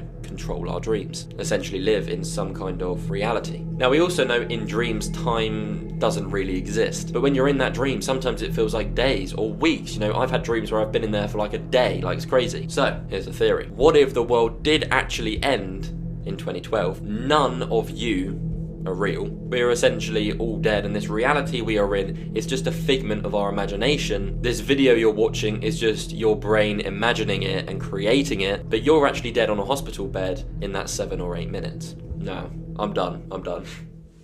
Would you find it odd that when the wind is blowing at 100 miles per hour, that's what it looks like? But on a nice calm day when the earth is spinning at over 1,000 miles per hour, this is what it looks like. Make that make sense. You know, that's a very challenging topic until I got to 7th grade. Pretty much the same concept as like when you're in an airplane, you know what I'm saying? The airplane's going 600 miles per hour. But yet again, you can get up, you could walk, you can go to use the bathroom, you can eat some snacks, and not feel like you're going 600 miles per hour.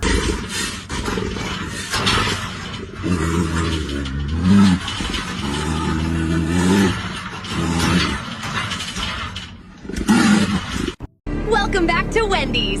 Fresh, never frozen. Well, mostly. You're gonna love what's inside this one. We fry everything in our special blend of seed oils and preservatives.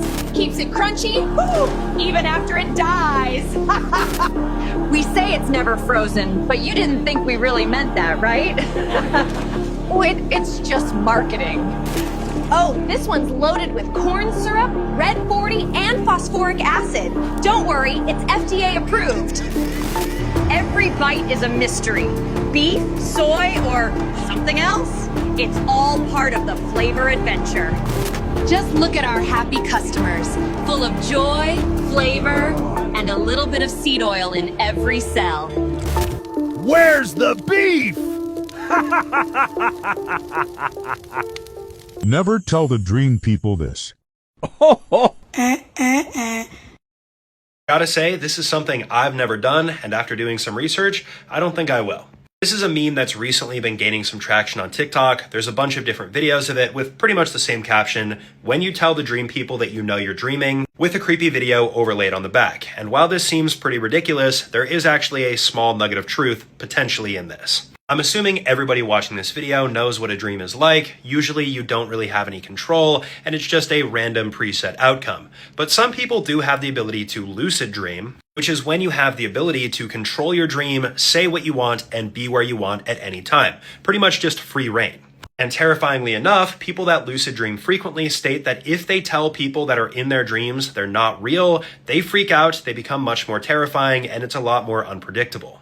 This can shift the course of an amazing dream setting into one that's a nightmare, so it's something you should never do. And I will say, most of the time when I have dreams, they are lucid. I'm able to control what's going on. This is still something I've never tried, and probably I won't, because I don't want to have nightmares. I've lucid dreamed a couple times, and I've never been like, hey guys, I know this is fake. But honestly, just because of that video, I might end up trying it. If you guys ever lucid dream, let me know in the comments. Oh, this is not the usual type of topic that I would talk about. However, this is pretty interesting, so I figured we might as well take a stab at it. This TikTok video that I got tagged in shows this man at the top of a mountain with another climber, and they find this very weird sheet of ice, then start throwing rocks onto it, and it's not really breaking the ice, and it's just kind of an interesting thing to look at. So a lot of people were wondering what causes this. So specifically what we're more than likely looking at is a frozen puddle, and this ring formation here is known as concentric rings. These rings can be formed in a variety of different ways, but for the most part what happens is the water will rapidly cool in the puddle. This will then cause cracks to form in the ice while it's turning into ice. More water gets pushed up between the cracks, this then freezes, and this happens over and over again, which creates that ring-like structure that we see here that looks really unique. A lot of the times when this happens, there's no water left over on the bottom either, so you just get this sheet of ice that's floating on air. There is this guy who, mind you, is a grown man. He recently enrolled himself in high school and was like dating a bunch of girls at this high school. He's a grown-ass man. Recently, this year. Whoa. So he was a grown-ass man posing as a teenager. Acting like he was in high school still, yes. It was this guy named Kelvin Lubke. Pretty much the way that he did this was he found a way to like falsify these records or like basically paperwork so he would be able to go to the school. So he created all this fake stuff, got these people to believe it out there in Minnesota. They took his word for it. They saw all of it and was like, okay, yeah, it's cool. You can, go to the school. So this guy gets into the school. He originally was like homeless for a while too, which was like kind of weird. So he ends up going to this school. He attends like a bunch of classes like normal. Bro goes, he even joins the football team. And then surprisingly enough, bro, he even took like I think the girl was like 16 or something like that. He took some little girl to prom. Whoa. And, attended their prom as well, bro. The prom pictures are crazy. I'm really do you think he did a whole promposal and everything too? I think he probably did. Nah, that's bugging. He went and like took the pictures, like her parents taking in the driveway. Wow. And then he was there for about, I think they said 20 days. Until they noticed? Until they noticed.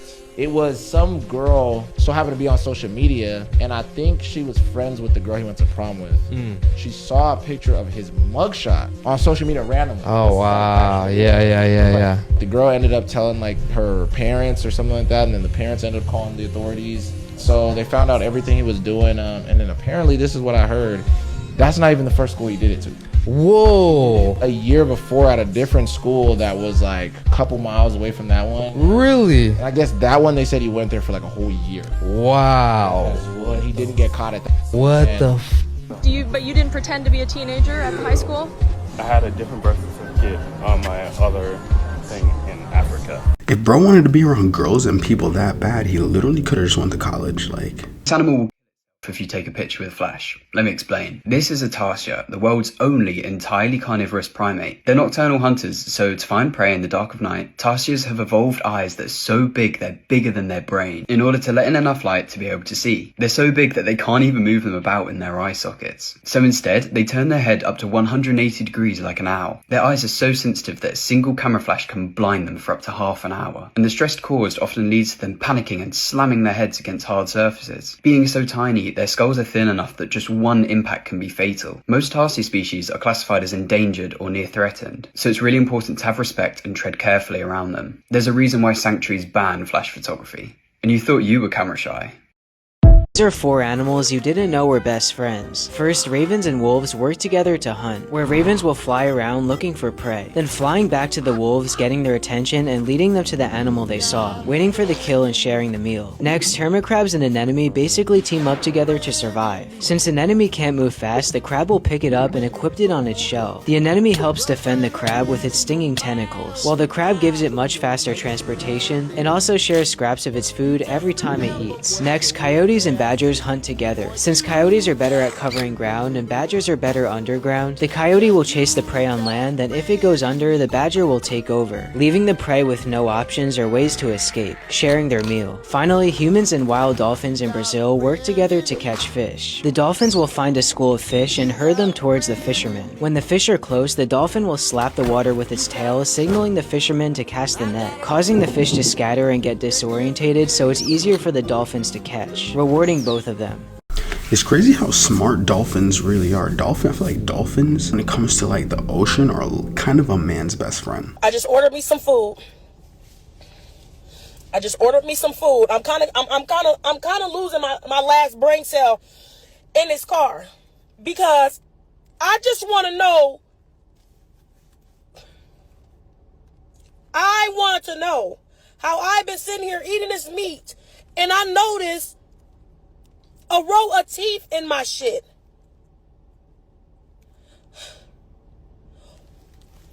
And that ain't it.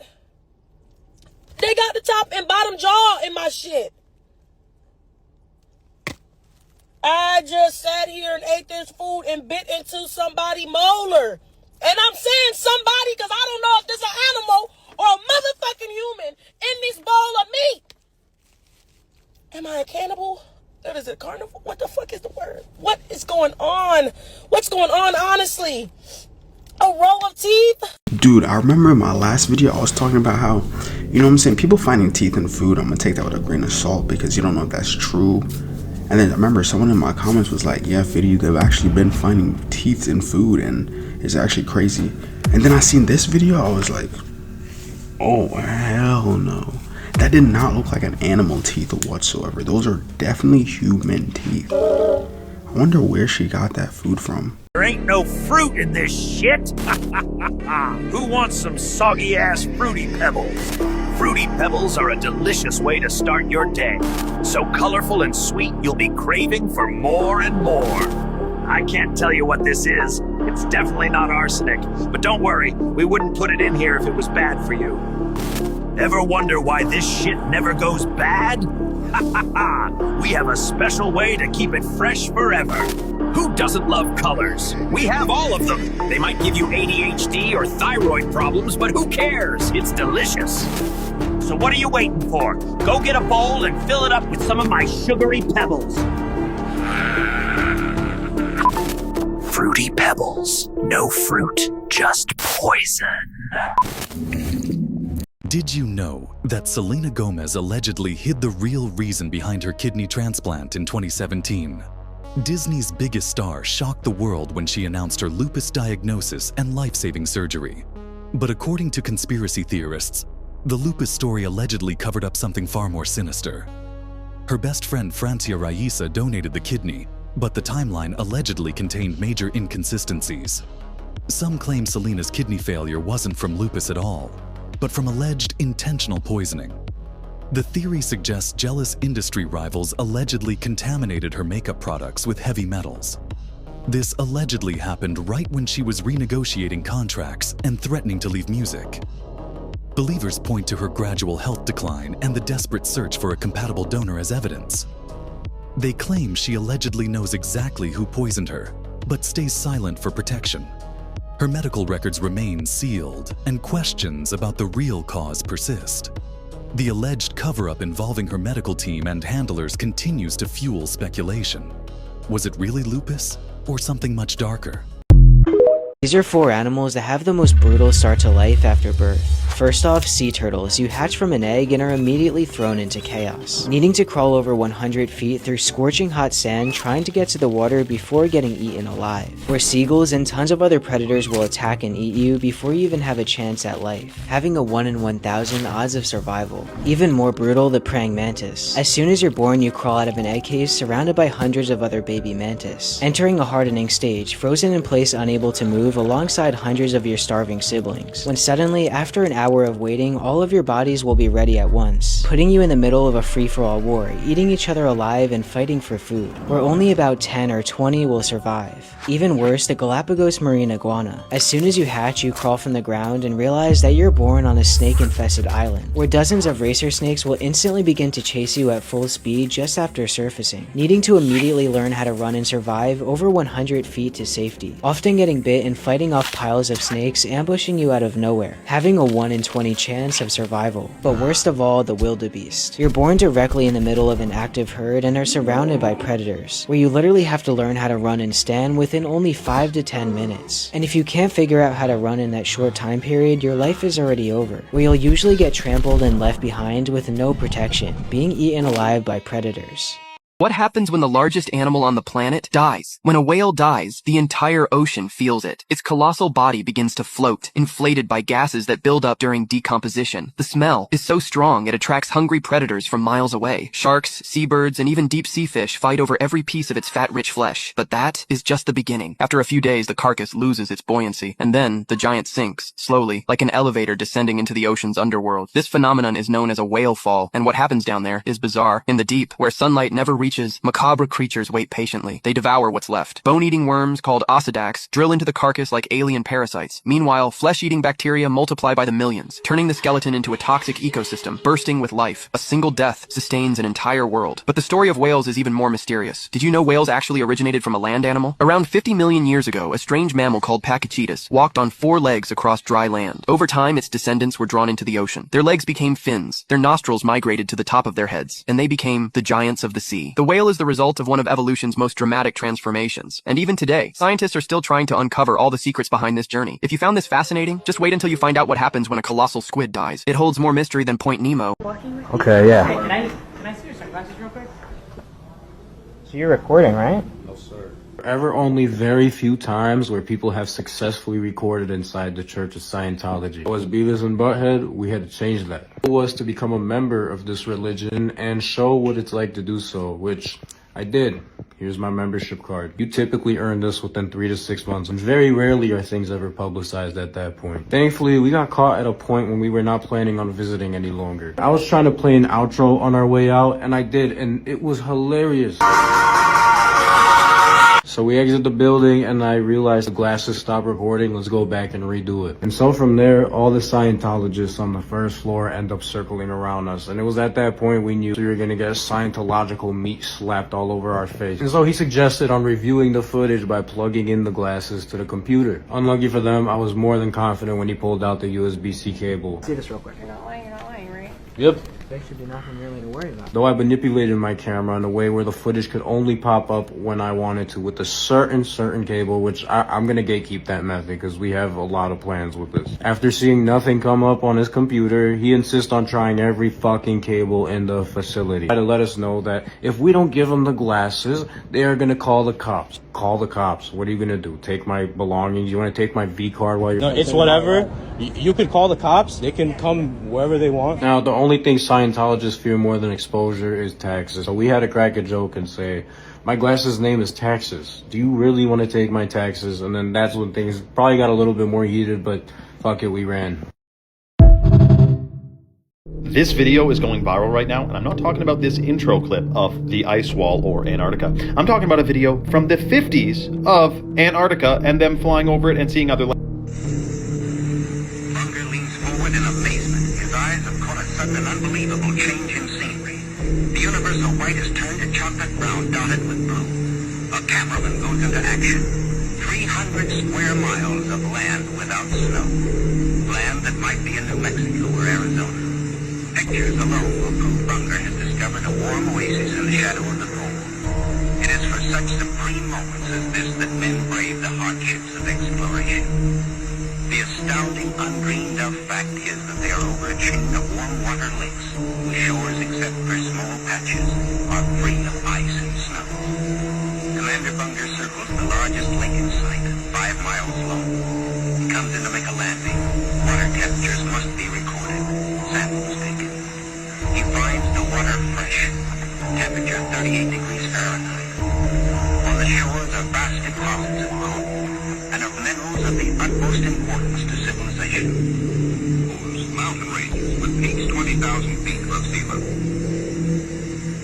Now, this video is not AI, although the source of it is said to have leaked from some archive. All I know is that when human freedom is truly restored, and we are allowed to go beyond the ice wall, videos like this, but in full HD, not recorded with a potato, will blow our freaking minds. New trees, new species of animals, and possibly new races of people previously thought to be coming from either the stars or totally unknown to our natural world here, but exist beyond the realm of what is allowed for us to explore. The Antarctic Treaty, man, you gotta do a deep dive. Project, Fishbowl Project, there's another one where they've explored and found things, and it's all classified, but we've heard leakings of the truth of what they found there, and it's absolutely shocking. There's so much more to this realm that we live in than what we may think. Comment your thoughts below and follow for more. Antarctica, man. Antarctica is definitely a weird spot. I remember Mr. Beast talking about it, and he was hella hesitant to even speak on it. He was always talking about how there had to be people there with them. And I don't know, man. I feel like Antarctica has some weird stuff about it. I'm probably going to end up live streaming soon and doing a deep dive on Antarctica. If you guys want to see that, let me know in the comments.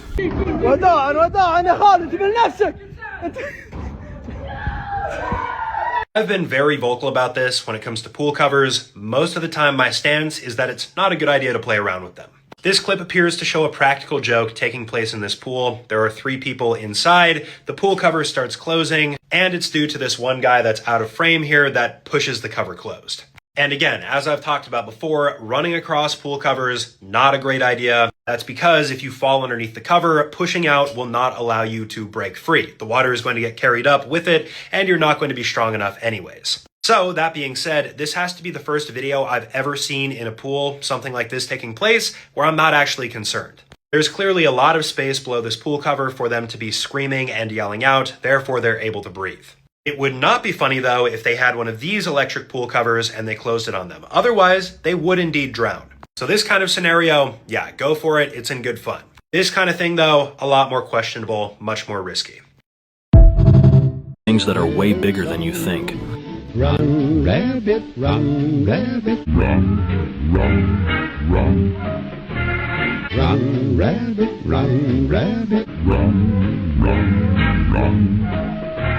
Run, rabbit, run, rabbit. Run, run, run. Run, rabbit, run, rabbit. Run, run, run. Run, rabbit, run, rabbit. Run, run, run. Run, rabbit, run, rabbit. Run, run, run. Run, rabbit, run, rabbit. Run, run, run. Run, rabbit, run, rabbit. Run, run, run. Run, rabbit, run, rabbit. Run, run, run.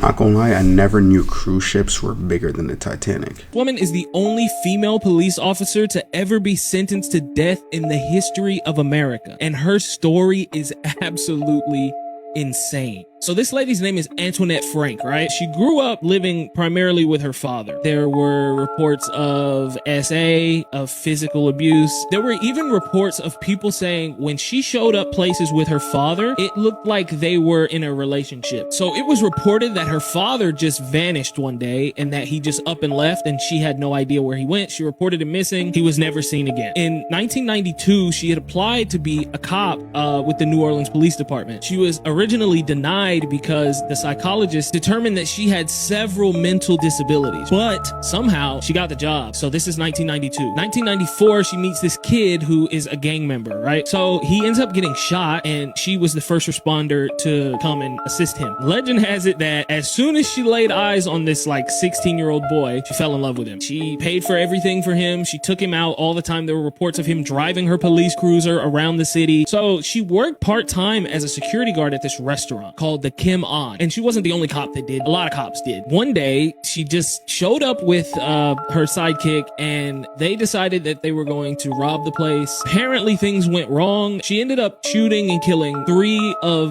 the people that owned the restaurant. 2 of the people that were there ended up running and hiding in a freezer, right? So they didn't get killed. It was reported that this was an extremely brutal execution style murders, right? After they did this, they got in the car. She went and dropped him off at home. And then she ran down to the police station and said, "Oh my God, I heard a report that there were people shot where I work. I need a cruiser to go and investigate." So she runs back over to the store and then she says, "What happened? What happened? Like, I need to do an investigation and I'm here to help you." The survivor said, "Why are you asking me what happened? You were here." That's when it all started to unfold, right? She ended up being convicted of the murders, but that's not the end of the story. While she was in prison, police got a hint from a search dog at her house. They start digging, and under her house, they find a skull. And it was believed to be the same age, and it could very possibly be her father. The New Orleans Police Department never tested the bones to see whose they belong to. It's just an unconfirmed skull that nobody knows. And it's the only female officer in the history of this country to ever be sentenced to death. Bro, to do a crime and then play like you didn't do it,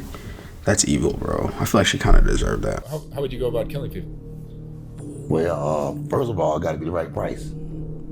They pay the right ticket. Well, they got underground black markets numbers that you can call, and they'll tell you it's a ticket in your area. And they'll say, "Well, it's a ticket in Miami." And I said, "Well, I want 2 of them tickets." And they'll tell me the price of the tickets. And then I know the name of the individuals, and then I just act like a normal person in the neighborhood, and they don't know me. I get a girl from somewhere that they don't even know, and I set them up with a girl. And I had a girl act like she liked them, and she don't even know them, and he don't know her. And we get back to the motel, I follow them. I kill both of them, I kill the girl too. That was just part of life then. And how do you do it? Well, I was trained to just shoot him in the head. 3 shots in the head. So anybody I was ever accused of killing, that became my trademark. He said even the girl too. The girl did absolutely nothing, man. That's crazy. I mean, he probably got convicted and arrested and served his time already. That's why he can openly just say it, which is still weird because you'd think someone like this would get a life in prison. Do you know there's a story about a woman who took a few heavy hits of salvia and spent 45 years as paint on a living room wall? At first, she didn't understand what she was, just that she could see. Eventually, she realized she was a layer of beige paint above a couch, fixed in place, watching the same family live their lives. The father coughed constantly, deep and ragged, while the mother talked to herself through every task, complaining more to the air than to anyone listening.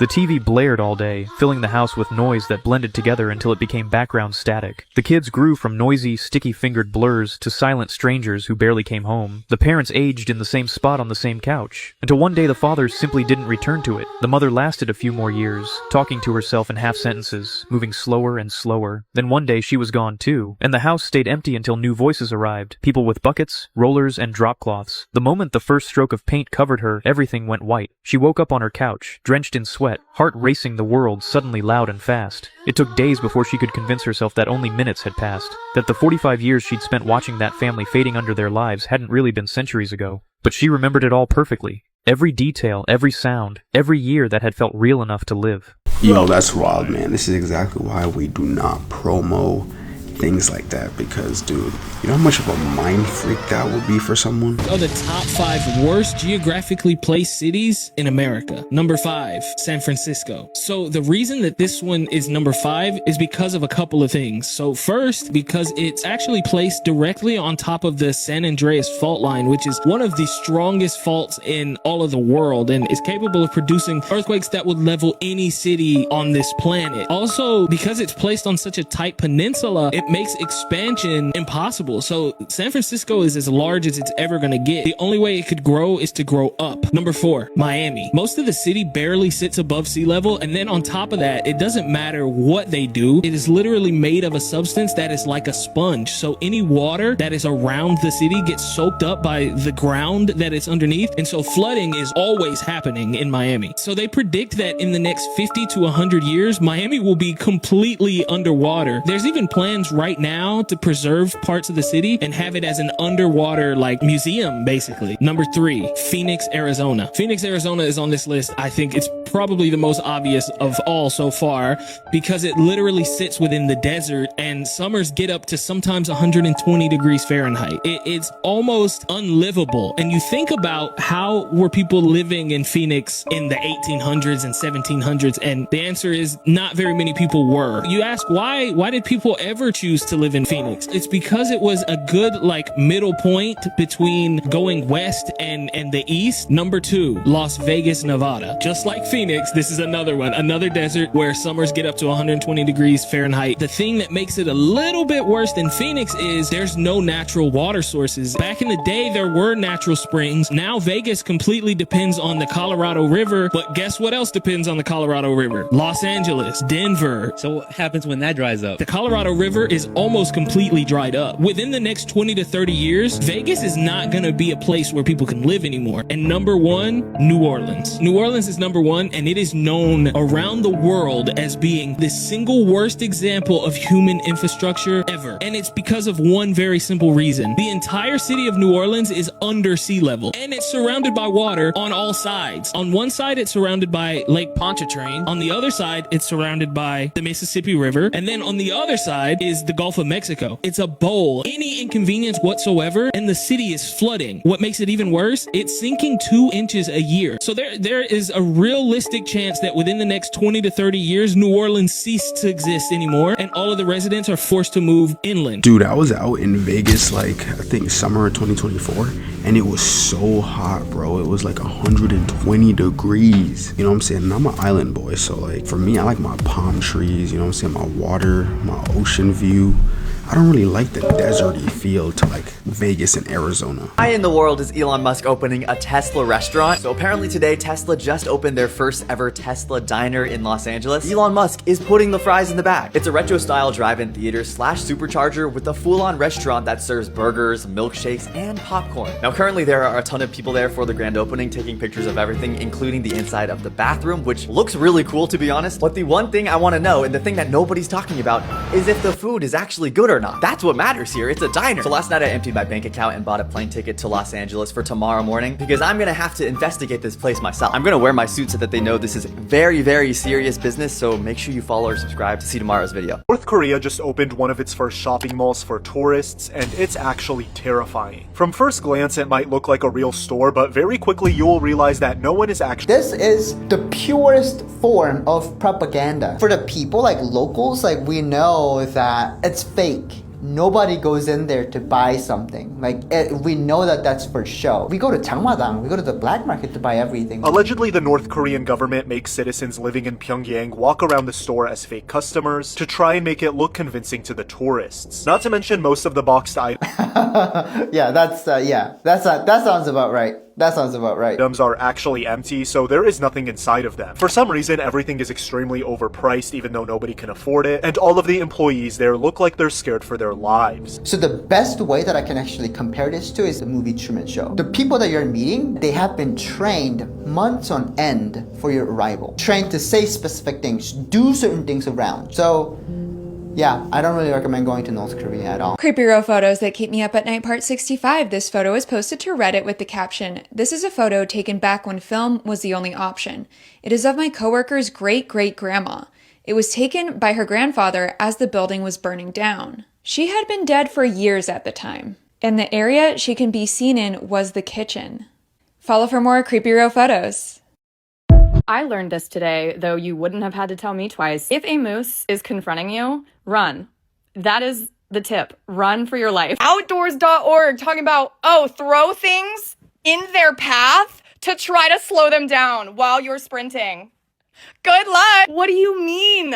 What, you think I have time to throw a tree behind me? It's not giving black bear, make yourself big and make sounds. Do not stand there. Get out of Dodge Bay. Run. But what about run? Here is an example. Motion to continue because of moose attack. Oh yeah. Not only is this defendant about to stand trial, he decided to blow off some steam on a snowmobile ice fishing trip and encountered a moose. The moose was aggressive toward the riders, and Mr. Eaton, the hero that he is, confronted the moose and attempted to drive it away.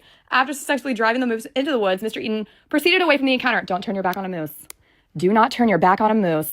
Meese. Said moose then charged Mr. Eaton, hit the snowmobile in the handlebars, sending it and Mr. Eaton into a tree at approximately 35 miles an hour.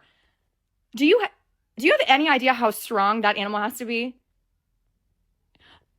His son, Jacob, then charged the moose, scaring it away. Okay, it's giving. Stop charging the moose. He was rushed to the hospital, broken pelvis, 4 broken ribs. Crazy. He's currently home recovering, but obviously he cannot adequately participate in his own defense because he's on a lot of pain meds.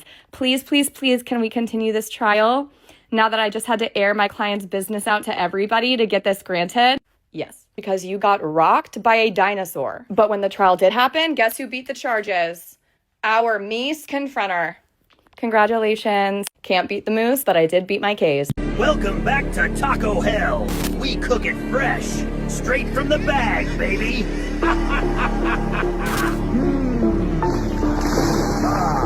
Hear that boil? That's the sound of flavor activation. Don't worry what's in it. We already did the thinking for you. You know you don't care anyway. Look at them go. Can't stop, won't stop. Even if it hurts, right? Uh-oh, the bell's hungry again, and it's got your name on it.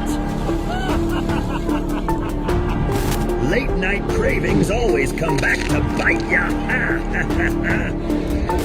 Yo quiero Taco Bell.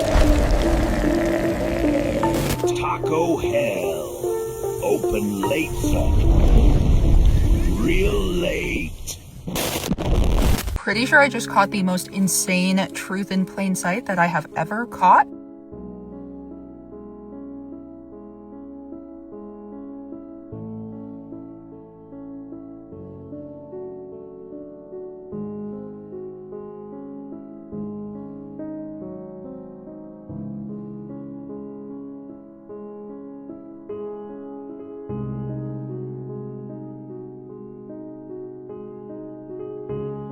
So the presidential seal said First Lady Melania Trump, and this was posted by the official White House page. So this is already screaming disclosure, but what's up with the eagle? So they made a point to show you the actual presidential seal. Notice the eagle has 1 head. This eagle has 2 heads, as in the Aquila of the Holy Roman Empire. And if you're unfamiliar with the Holy Roman Empire, they believed that God was giving them power over both the earth and the heavens. They were ruling and telling the people that God had given them their authority to rule how they did. It was a merged church and state. And the Aquila was a metal idol of the Roman people. Many Christians were executed because they refused to bow to the Aquila. This was seen as like treason because they viewed it as like the holy symbol at the time. So we went to her Instagram page and she wrote an autobiography.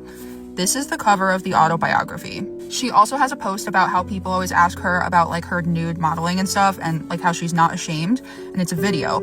And the first image that she shows in her explanation is of Lady Godiva, who I have blocked off, but it's a woman on a white horse. The whole story with Lady Godiva is that her husband was like an evil king that was like overtaxing the people to the point where it was unlivable for the people. and she tried to intervene for the people, and the husband was basically like, yeah, not gonna happen. That'll happen when you get on a horse and ride nude around town. So she actually did it and then was like a hero of the people, and he removed the taxes. But then after that in the video, it was the little G gods, like statues of like Apollo and like the harlot of Babylon. There's also been a lot of eagle symbolism. Like Trump did a whole photo shoot where he was holding a live eagle, and he was like posing in the same poses as Jupiter or Zeus with the eagle, because there's like popular pictures of Zeus holding an eagle. He attempted to use metal hooks to extract Morris, but failed. The space was too tight. Oxygen was piped into the gap, and lights were set up to illuminate the scene. Drilling was considered, but ruled out due to the risk of collapse. Dynamite was never an option. As hours passed, news of the trapped boy spread nationally. Rescuers appealed for small, flexible volunteers.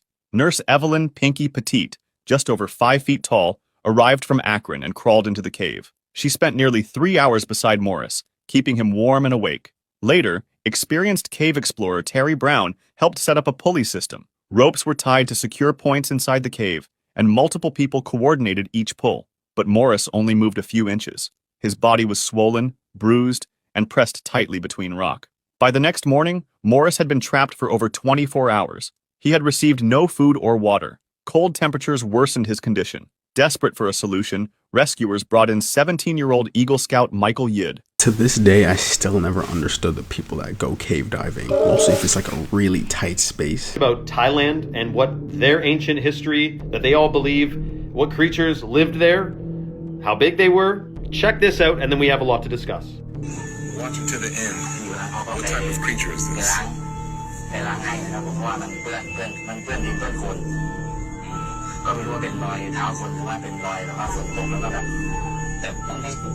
What's he saying?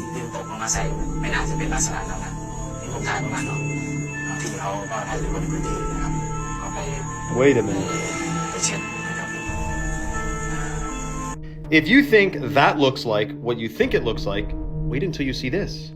This is Naka Cave in Thailand, which they call like ancient snake, as you can see why they would be calling it that. Now, of course, wind must have done this. Wait till I show you the next picture. But wind must have done this, and water and erosion over billions of years, right? What about this one? Because that looks like scales, but this isn't even the craziest picture yet. This is a real rock. It is not AI. It's at the park where tourists come and take pictures at Naka Cave. What the Sam Dam does that look like? And it'd be one thing if like there was a rock that kind of looked like it had scales, but it's very strange that it's so curved as well. I know, right? Erosion. Well, people say the same thing, erosion, about Devil's Tower, which we know, I don't know if that was from erosion. So the question is, ancient snakes that turned to stone? Like, you don't know, man. Giants existed. Titans existed, which are like giants. So who's to say there weren't giant snakes? But the question is, why didn't it decompose? Why did it turn? Why did it petrify? How did that happen? Like, there's something we don't quite understand here. Is it like Medusa? If you look at Medusa, you turn to stone. Was there some type of thing we don't know? There was a technology or some type of power that froze this snake. Like maybe a guy like defeated this snake, this giant evil snake. Maybe he defeated it with some spell. Come on. Now, the one thing about the ancients, seemingly almost all of them had their pineal glands fully activated, and they were much more capable mentally and spiritually than today when we're chugging fluoride and eating GMOs. It's shocking. Speaking of, we are giving away free superfoods today. The chalk lit powder. This is in the 1930s, notorious dictator Joseph Stalin began deporting people that he viewed as threats to the regime. Now, at first, that was just political opponents, and he rounded up thousands of those. But over time, Stalin just started rounding up anybody he didn't like. And so as more and more people were deported, Stalin needed a place to put them. The option he settled on was sending these people to Siberia, because it was thousands of miles away from civilization, and the way he saw thought is they wouldn't be a threat to the regime anymore because they'd be too busy just trying to survive. Eventually, millions of people were deported to Siberia to fend for themselves, and many people died in the process. But the worst fate of anybody deported to Siberia has to be the roughly 7,000 people that were sent to Nazino Island off the western side of Siberia. In May of 1933, the first 5,000 deportees that would be sent to Nazino Island arrived on its shores. Their Soviet guards had promised them a ration of flour, but for the first 4 days they refused to give it to them, and another 295 people died. And to make matters worse, after a couple of days, another almost 2,000 people were shipped out to this island. And so by the time the guards actually took their boats into shore to give the flour to these people, they were starving to death, and they rushed the boats to try to steal the flour, and the guards began shooting at them, took the flour, and went back out to the water. And so Nazino Island completely devolved into chaos. Almost immediately, cannibalism became a thing, and there were these roving gangs of people that were the strongest and fittest of the island who would just go around and murder the weak and eat them. One local woman who would make an annual trip to Nazino Island before there were people being deported there made her annual trip and was shocked to see all these people on this island that normally had no one there. And she said from her boat she watched this group of people run up on this woman, drag her to a tree, they tied her to the tree, and then began cutting off pieces of her while she was alive and eating it right in front of her. And then after the group had left, the woman who was tied to the tree was still alive,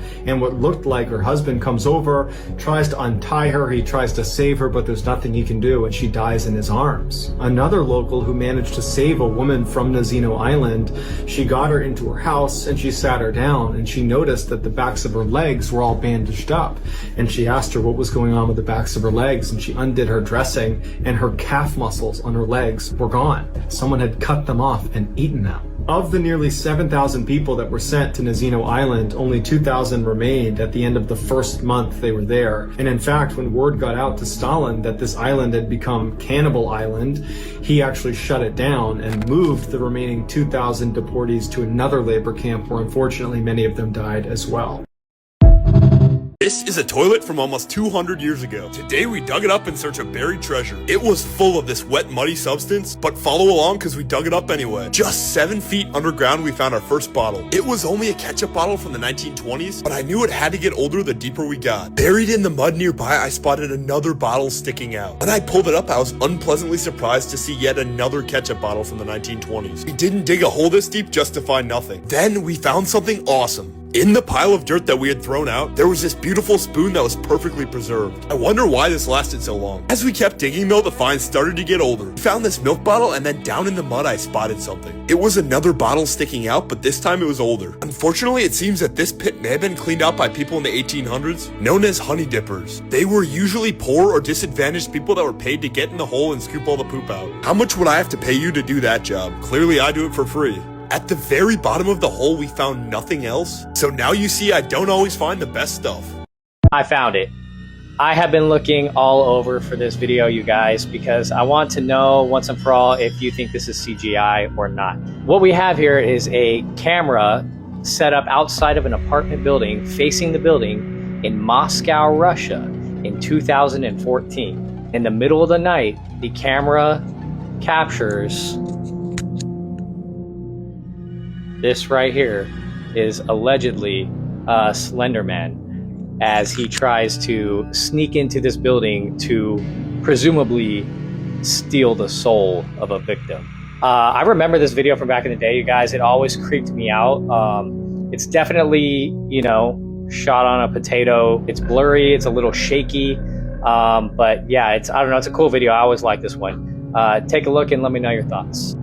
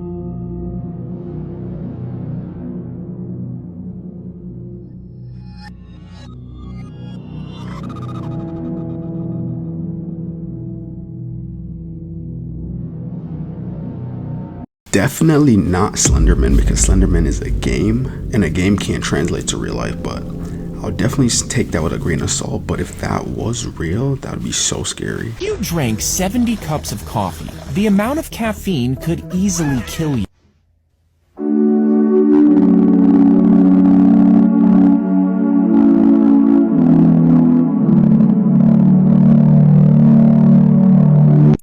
First of all, those were half cups, and not only were those half cups, dude didn't even show the final result. He just said wrong, just black screen. April 28th of 2023, Samantha and Eric, their wedding was held on Folly Beach in South Carolina. About 100 of their closest friends and family, I mean, some of them lived in the area, some of them flew in to celebrate with the couple, and the whole wedding was a blast. Samantha's sister Mandy baked the wedding cake, and I feel like the wedding cake is symbolic of if a wedding is fun. The only thing that all the guests noticed though, Samantha and Eric are like in their own little world. They cannot keep their eyes off of each other the entire time. If someone dropped a wedding cake, a bottle of red wine on Samantha's wedding dress, and like the DJ's power booth went out, it feels like the couple wouldn't even have been phased. So the memorable night, it ends with every guest being passed one of those sparklers that you use at the beach. You light one end and it starts sparkling. So every guest would light one up, and they created this archway. They would hold it up in the air, created this arch above the couple's head, so they had this aisle to walk out of their wedding ceremony in. And they were gonna go and sit in their golf cart that was waiting for them outside. It had a sign on the golf cart, just married. The two were holding hands under the sparklers that are held above their heads, and the couple would be driven back to their Airbnb by two of their family members. So there'd be 4 people on this golf cart, and it's gonna be the start of their new lives as a couple, as newlyweds. As the golf cart starts driving off, the couple could see everyone waving their sparklers, waving their hands, cheering for the couple. Samantha looked into Eric's eyes and she said, "I want this day to last forever."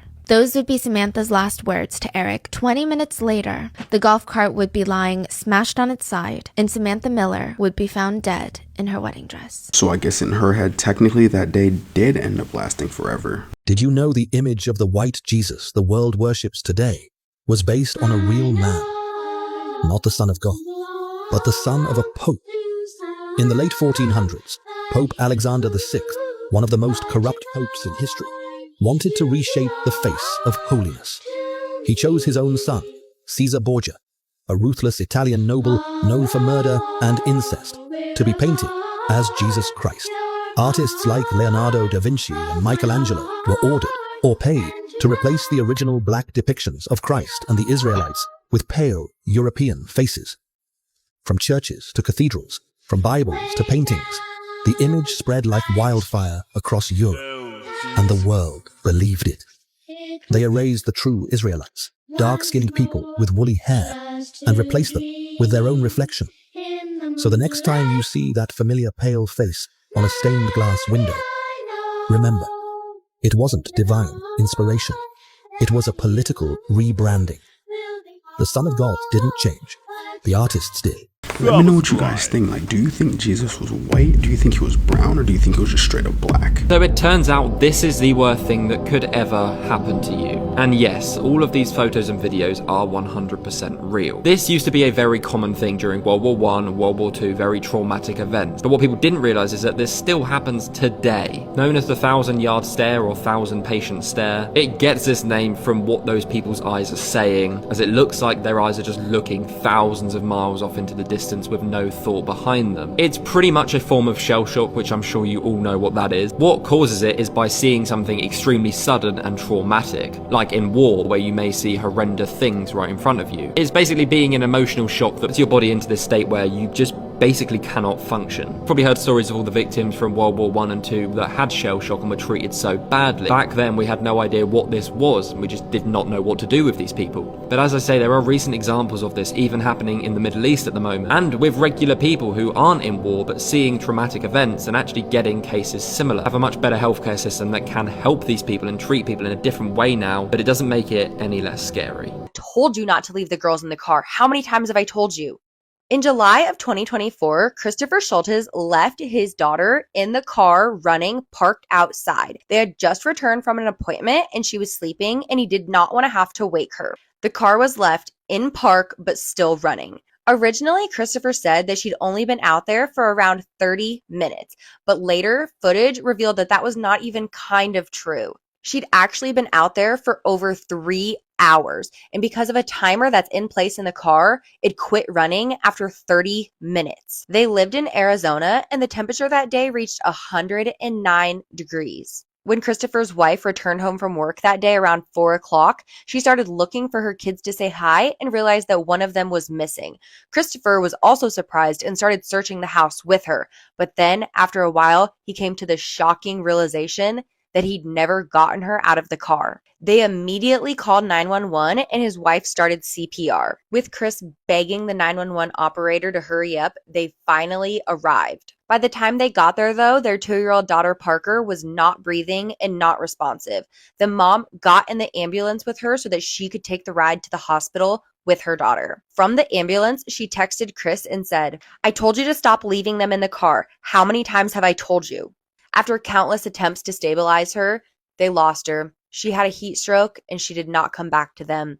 But then, shortly after this, Chris starts acting really odd. In 1731, the King of Sweden was given an incredible gift. His very own lion, who he loved and totally spoiled. Unfortunately, it died young. After a couple of sad years, the king finally decides that he wants to memorialize the lion, so he sends its pelt and the bones to a world-renowned taxidermist. Now, unfortunately, the taxidermist that he sent it to had never actually seen a lion before, and it's 1731, so he can't just Google it.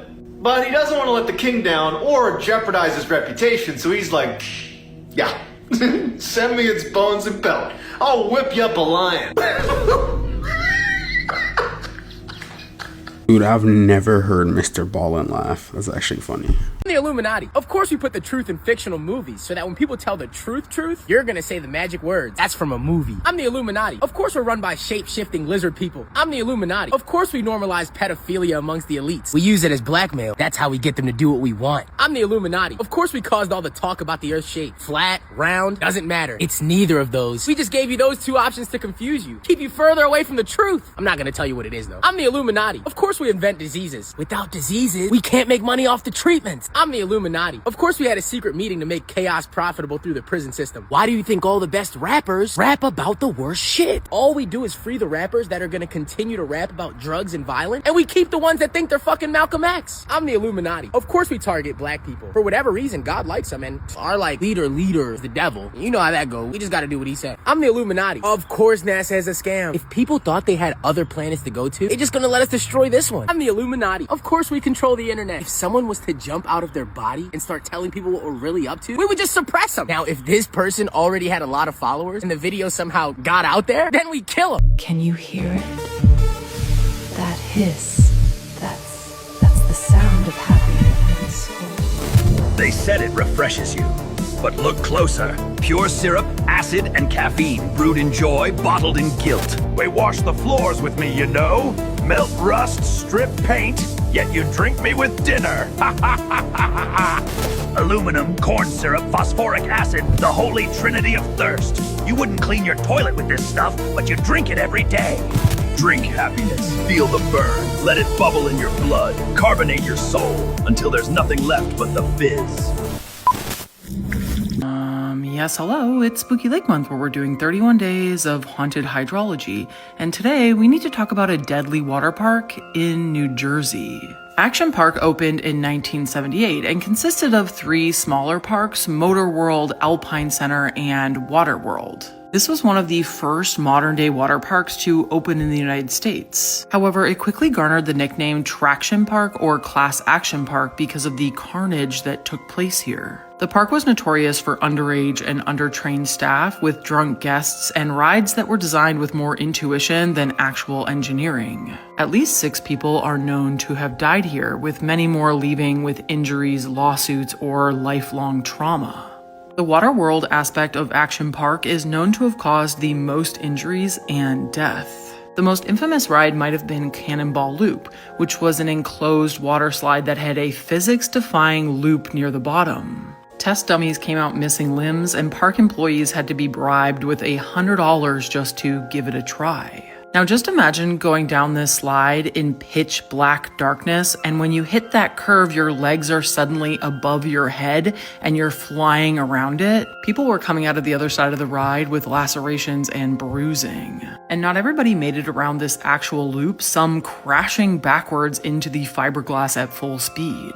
However, when some riders started turning up with gashes on their body, they had to go into the water slide to figure out the cause. They discovered that previous riders had had their teeth knocked out and they were lodged in the walls of the water slide, then slicing open the next riders that came through. Sounds like a very winnable lawsuit to me. This woman, Roseanne Barr, on Tucker Carlson's show, said something so harrowing. I thought she was joking or something. She is a comedian. She seems to be serious. Listen to what she said. You know they eat babies. That is not bullshit. It's true. So it's not just the dogs and the cats, not just the pets. It's not just the dogs and the cats. They're full-on vampires. And everybody still thinks I'm crazy, but I'm not crazy. They're full-on vampires. They love the taste of human flesh and they drink human blood. They do, Tucker. Stop staring at me like that. You're freaking me out, man. You spent your life in the entertainment business, so I think you have some authority on this. So many kids that I was in mental institutions with over the years, they are all from those cults. Now, someone suggested that something about her blowing the whistle is why she got like her show canceled and she's kind of like outcast from the entertainment industry now. Though, like Tucker said, she does kind of have some amount of authority on this, given that she was in the industry for so long. But surely that can't be the case. I mean, we do know that there's movies like Monsters, Inc., where evil monsters power their city from the trauma energy they get from children. I mean, that's just... Is that a stretch, though? Or is it hiding something in plain sight? Either way, I know this is very obviously dark and like shocking and not fun to think about, but it needs to be exposed. If anything of the sort is going on, which she's not the first person to say, something like this is happening. What did Charlie Sheen say again? He said they're doing some wicked stuff in there too. And what did Nickelodeon just get exposed doing? And also, what does that one island in the Caribbean happen to be the same shape as the Nickelodeon logo? That's shocking. Let me know your thoughts in the comments and follow for more. On Valentine's Day 2017 in Chicago, a woman pulled out her phone and went live on Facebook. She's sitting in the car, smiling, her boyfriend is driving, and in the back seat is her 2-year-old nephew, Levante White. The video feels normal, they're rapping to music, laughing, just driving. But then, gunshots, pop, pop, pop. The phone drops, the screen goes black, and all you hear is screaming. The woman, bleeding from her stomach, picks the phone back up. She's crying, covered in blood, yelling, Levante's dead. Her boyfriend had been the target. He was a known gang member, ambushed in broad daylight. But Levante, he was just a baby, and he was right there in the back seat. The entire was live streamed. Dozens of people watch it happen in real time, and for days no one was caught. But then on February 18, police arrested 26-year-old Devon Swan. He was charged with first-degree murder and attempted murder after witnesses and forensic evidence tied him to the murder. Guys, may Levante rest in peace. Poor little guy had nothing to do with it. As the slab fell, it pushed him forward, shoving him clear of its full weight just before it hit the ground. If he had been even a few inches further back, he would have been pinned against the floor, possibly killed instantly. However, they were still in deep trouble. The dust coating their throats was suffocating them, and since they were trapped with nowhere to go, the anxiety crept in. Rogers tried to push against the rock, but there was no space to move, trapped on all sides. His heartbeat pounded in his ears, drowning out everything else. Jack shifted slightly, trying to find room, but the cave walls pressed in. His breathing was fast, uneven, and the more he tried to slow it, the worse it got. Their bodies were pinned, unable to shift more than an inch, the rock sealing them in like a coffin. Panic crept in, the dizzying, suffocating fear of being trapped with no escape. They felt claustrophobic, and the anxiety made the nightmare even worse. But soon they realized panic was the enemy in tight spaces. They started telling themselves they'll get out of it and encouraged each other to sit tight and believe in their companions. The others rushed to assess the situation, and the team sprang into action. Caving rescues were notoriously difficult. Any attempt to move large debris in a confined space risked triggering further collapses. Every decision had to be made carefully. Do cave divers ever have like an instinct of self-preservation? Because I'm like, dude, if you go into a space super tight where it feels like you only have like an inch to move, why would you keep going? Like, you know what I'm saying? Maybe go in, look around for a second and come out, but don't be like going deeper and deeper and deeper, because like obviously eventually it's just gonna only keep getting tighter. I never understood that. Like, what do they expect to go in and come out and they see like a huge ass like undiscovered cave? I don't know. If you're a cave diver, dude, just be careful with stuff like that, because you don't want to end up like those kids, trapped, suffocated, can't move, and panicked. Thank you all for watching this here video.